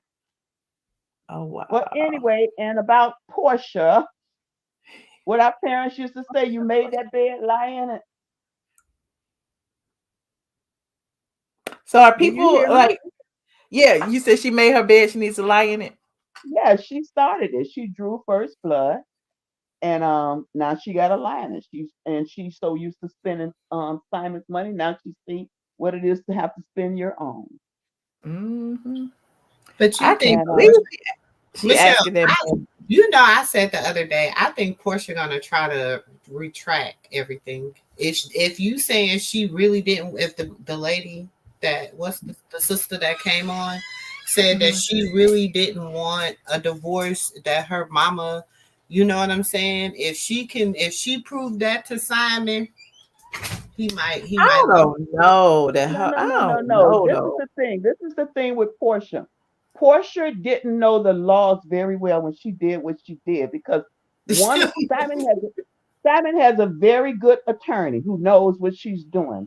And Mhm. one of the things that lawyer has done, which can cancel out a prenup agreement, is ask for Portia financial statements.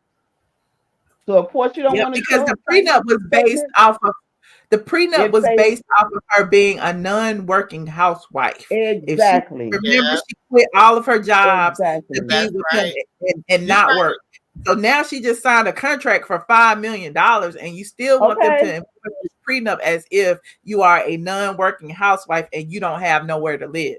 So it's given, oh, I'm homeless. I need to stay in the house with my child, but you got a house over here and you But got a ain't the job. prenup? But wasn't the And pre in the prenup?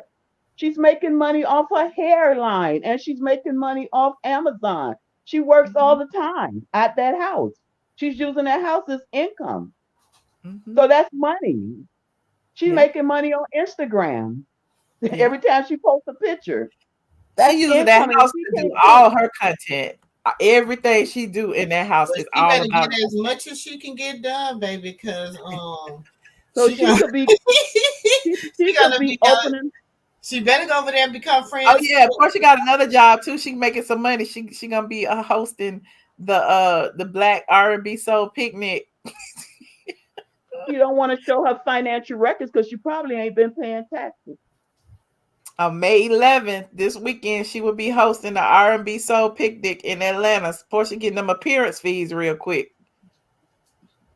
That's right. She probably So had to, Michelle. Because Teach Porsha, your daughters that loyalty Porsha doesn't mean walked away when she, but see, Porsha said, remember when Porsha divorced Cordell? Porsha said she wasn't never gonna be broken. She wasn't gonna never let no man do her like Cordell did her. But you ain't notice Porsha ain't left the house. She still look, they swimming. Porsha ain't been nowhere. Simon been all over the world. Porsha been all over the house. she's using that house as a business income. Everything.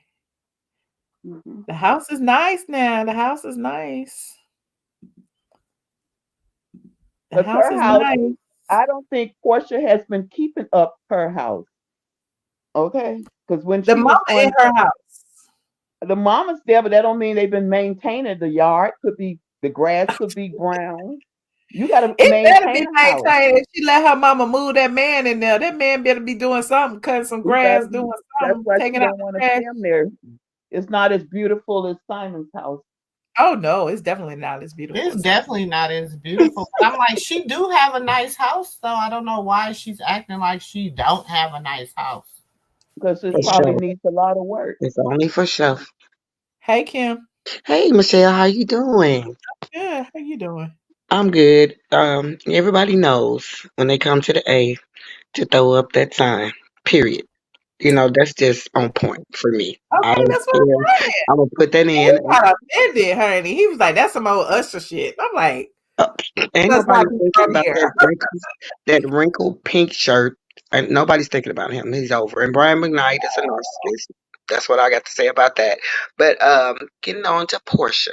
Remember, I came up here and I told y'all it was the mama, and it's always gonna be the mama. Cordell said it's the mama. It's the mama.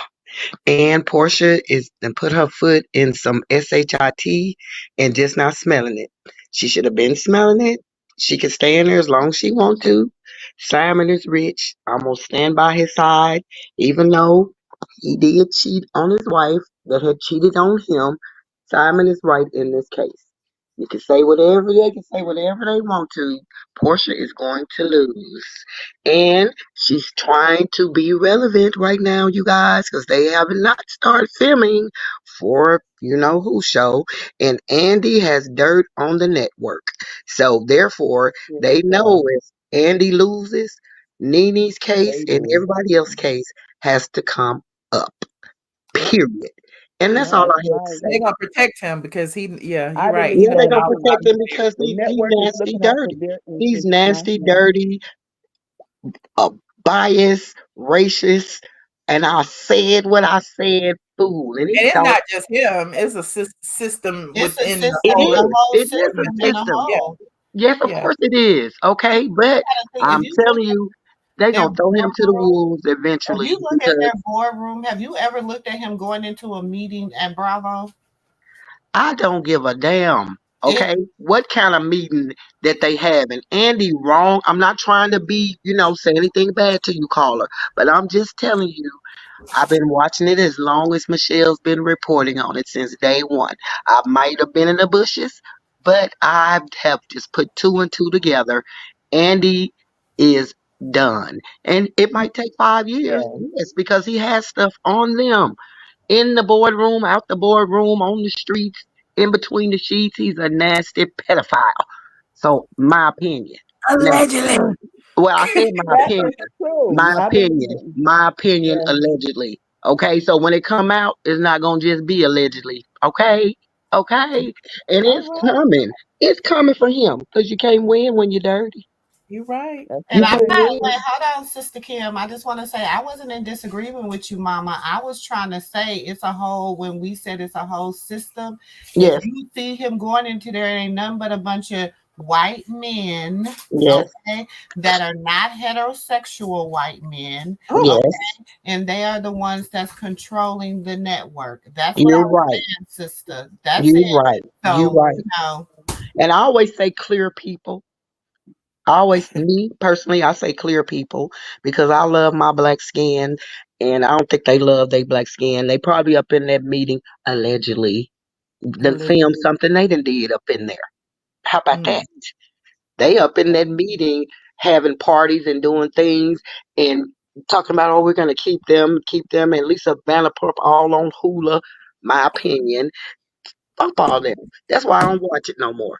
And that's why Portia, not poor Portia, is out here hustling so bad because they ain't start filming and she ain't got the money yet. So she's gonna do all she can that she has to do to stay relevant with that mama saying, you better go out there and make the money. You better do this while she being poor pimped by her boyfriend. My Oh, opinion, allegedly. Oh, And that's I how I feel. agree with you, Kim. But I Mm-hmm. love you guys and I love you two callers. But we all have our own opinion. And You're right. when it comes out about Andy, I'm gonna be right here throwing up my A's saying I yeah, told you so. You know what, Kim? I agree with you, Kim. You're right because they're going to do Andy. And the network right now is just trying to figure out a way to get rid of Andy, but not let it affect them. That's That's the right. same thing they did with P Diddy, that liquor company. Remember, mm-hmm. he's threatening to sue that liquor company because they wouldn't let him have part in it, and they figured out a way to get rid Yep. of P Diddy and cancel him out of their liquor company a Yes. different way behind the scenes, and that's exactly what they're doing going to do With with But Andy. how He's are they being and doing that if sued. they're coming out saying that That's just for now. That's just for Yeah, now. they came out with that statement saying he was cleared because think about it, the upfronts is up, and the last thing they need that's is this right. controversy in the midst of them trying to get these ad dollars. oh, okay, I That's That's didn't how right. you play. okay, That's how I you Yeah, missed play that part. chess and not So the checkers. people That's that right. above him is up for they okay, all right. Yes. yeah, And Stand he back and watch. nasty. Sit back and watch how they work. These people ain't dumb. That's right. They're And not moving dumb. They're gonna silent, get him. They're gonna get they're him gonna on tear camera his doing britches up. something, or let him feel comfortable that he done got away. And they're gonna get him. They're setting him up right now behind the scenes. That's Because right. didn't they have a rumor going out that they had allegedly supposed to had he was on the chopping block anyway? yeah. And the rumor was that he was quietly negotiating That's right, a Michelle. package, a departure Okay. package behind the Okay. scenes. That Okay. was the rumor. And then another anonymous person came out the next day and saying the rumor was false. And now all of this, oh, he's clear. So it's giving me that they're They're just gonna trying to get clean him. all of this up into a nice package before, so they can get these dollars, get these cents, make They sure everything Right. looks clear. And then, because the last thing they need is a controversy. Did right. TMZ report it that he was clear? I haven't seen it. It was I on They're haven't their seen gonna it get either. Andy so good that Andy is gonna resign. He's gonna step down himself. mm. And his You think son he gonna gonna be saying poo resign? poo head. You think he gonna resign? I think he If will they if resign they if in they order put to enough save face. documents and proof in front of him that's gonna embarrass him and Thank tell you, him that if you caller. don't do this, Thank he's you. gonna resign. That's what Yeah, they he do. That's gonna what P resign to Diddy save did. He face. gonna Didn't resign with a didn't nice check. didn't P Diddy step down from Revolt and step down from all the other things? He did. He did. Yes, Okay, all right. That's what Andy gonna do too. that's Mm. exactly what he's going to do. But nobody's gonna care then, like we don't care now. Poo poo head. Ooh, well, all right, ladies. All righty. Well, Thank you, it was fun, Michelle. Michelle. Thank Michelle, I like you. You know what I like about Michelle? Michelle does not really care whether you agree with her or disagree with her. There's a lot of podcasters that will block you if you don't say things on their level. Agree, you will be blocked. And I've never seen Michelle, and that's what makes I won't a block you good unless you start podcast. like disrespecting me personally. I don't like Well, as you would far have as been if that's the case. You would have been blocked, Dre. I'm like, Michelle, Dre does not I disrespect think me personally. I don't care. no, Dre ain't talking Dre about just that. be Dre. Dre is a he's the channel troll. And Yeah. what happened to the other girl who used to be the one that Yeah, likes candy? Jasmine, she's still around. Candy Okay. Cruise. Agreeing She with got Andy. Mm-mm-mm. so what's up Michelle with just her and doesn't care. Todd, Michelle Michelle? cares. I care about everything. What are you I saying? like And Michelle, then Dre. Dre Michelle makes is it right. funny. I She's like on Dre. point in her Michelle, what is up investigation. with Todd and Kandi? Who cares? Not me. Okay. Not Well, me. Care. okay. The last thing none of y'all have spoken about was Shawnee and Shaq. Uh, Okay. I'm still Oh, fascinated by Shaunie and Shaq. by Shaq's shoe size. You know what I'm saying? Them big long feet. I don't know what his feet look like, but you know what the saying says. So that's just me. I love Shawnee, that. Shawnee just trying to be relevant to sell her Shaq book. has been my I'm a part of it. celebrity crush since I was like Is 20. it I because of love his shoe size?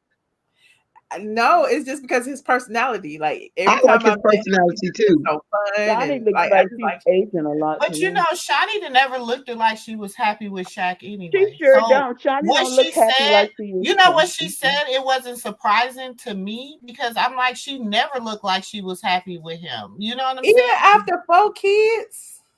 But Well, I ain't saying Shaunie's she not. a gold Shawnee is digger, not. but she ain't messing with Shawnee no doesn't broke, look happy being first So lady. That's and not then her.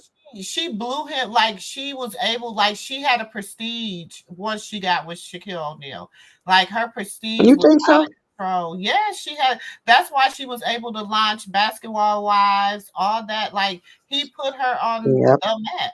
She had Yep. a She's very who smart. knew anything about Shaunie? And let's be honest, who really cared anything about Shaunie before? You know, Who really cared about Porsche you know what before I'm saying? Cordell? You know, Apples, oranges. Come on. exactly. Tomatoes. But Yeah, because I mean, Shawnee actually was a wife who had like 4 kids with this man. You know what I'm saying? So I wouldn't compare that to Cordell and And Portia. They Porsha were, at all. Porsha, yeah. she didn't I'm have nothing. saying as far as ain't messing with the broke blank blank. Oh She yeah, might not be a But gold she got digger, with him. She but got with she's just him a like smarter woman, and she handled it well. I will give Shawnee that, but I'm still side eyeing her too. But I'm buying that book. Shawnee you and said you Shaq gonna have a buy. very good Yes, ma'am. relationship. Yes, I It. know you gonna revere it. but they're cool now. They're like real cool though. Like don't Yeah. they like they're it's like no beef. You know what I'm saying? But he's always apologized for being a bad husband. He said I Yeah, was he a wasn't bad nothing. husband. He cheated. He did a lot of things. He Yes, he always did. took ownership for not being a good husband to Yes, her. he You know what did. I'm saying? So Yes, he did. and all that, I'm like, he already took ownership for it, so I don't feel like nobody should drag him about it now. You know what I'm saying? No, we Shaq shouldn't. is a very I just need to read the respectable book. man. When I read the book, I'll You let you might have know a if I different like it. opinion, Kim, when you read the book. Maybe if I read that book and see something that they never put out, then about him, I'm still gonna like him, but I'm going to be in the dragon crowd. That's just Uh-uh. me. Yes, I am. Shawnee wasn't so perfect wife. She was cheating Maybe she too. put that part in the book too, though. That's Okay. why Miss we need to Doggett, I read know the she book. was asking. We're gonna read that book Buying first. property behind Shaq back, building up her, getting He ready was for her cheating second one. first, and then she started buying property.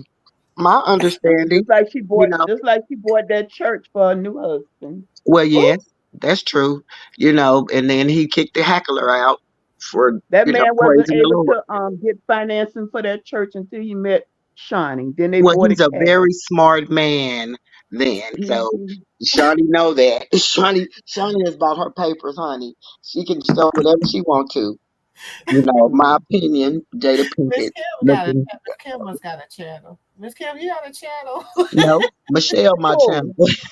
Oh, Come on here. I come on here because your I'm mind quiet hurts. and I know I that have a she's channel, spitting but I truth. don't use it.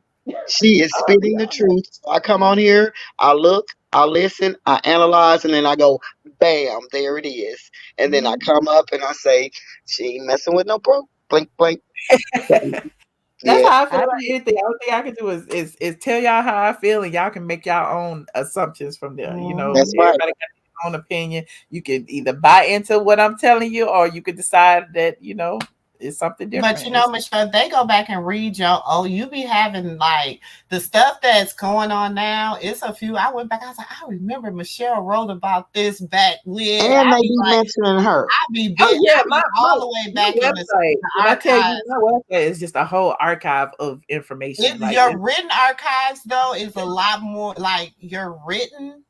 You Mm-hmm. used to write way more than you used to go visual. That's when Mm-hmm. I first met you, back when you was writing on RHOA, and then I used to find out all, like I lived in Atlanta.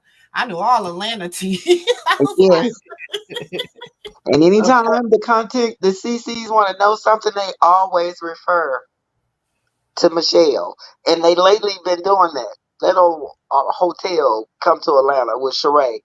You on the blogs, Michelle. I'll be like, oh, and I want to say something like I heard that on Michelle's page, but I'll just be Okay. quiet and It's all. listen. I'll just be quiet and listen. But good night, ladies. Well, good night. I appreciate you guys. Good night, Michelle. Alrighty, good night, good night, good night. Good night, squad. Well, I appreciate everyone who called in tonight. I appreciate everyone who watched the stream. We talked about a lot of topics, including Shaq and Shaunie. We talked about that. We talked about Brian McKnight and his kids and him being counsel, calling his kids a product of sin, just a mess. We talked about DJ Vlad going in on that black lady on Twitter and then subsequently issuing an apology after Twitter read him down. We also talked about Andy Cohen being found innocent by a team of investigators that nobody has ever seen. And Porsha going broke and asking Simon to pay her $50,000 legal bill. Child, where is the money, Porsha? Is it because RHOA ain't filming Porsha? Porsha, why you ain't got no money to pay your own legal fees that you filed first? You initiated it. You need to pay for it. Anyway, I appreciate you guys. Thank you for watching. Hopefully I'll be back tomorrow. I'm not going to Patreon tonight, but I may go to Patreon tomorrow. As I told y'all before, I am currently here at my mother's house. Okay. Shout out to Mama Brown. I don't know if she's still up. She's probably asleep right now. Pink hearts in the chat. If you're just getting here, please don't forget to like and subscribe. Also, leave your comments down below if you are watching the replay. And let me know what you think about tonight's topics. I will see you guys in the next video. Good night, squad. Go to sleep. It's late in Atlanta. Good night. I love y'all. Atlanta is the best place in the world. Don't ever get it twisted. I am definitely straight from the A. Hey. Wait. No, what you want to say? Here we go. Hey, I'm Dr. Heavenly, and this is Straight from the A. From the A.com? Okay, ready. Yo, what's up? This is Raz B, and we You know what's so crazy? I want to bring you in on the drop. So Alright, what up? It's Raz B from Beats of K. Straight from the A.com. Shout out to my. Yeah, I'm gonna go ahead and put the disclaimer out there. If me and Michelle actually get into a fight during this interview, just know she started. I don't fight. Now what else is going on? I might pull your wig, but I ain't gonna fight. I ain't gonna pull my wig. Now we ain't gonna be pulling no wigs. I do not condone violence.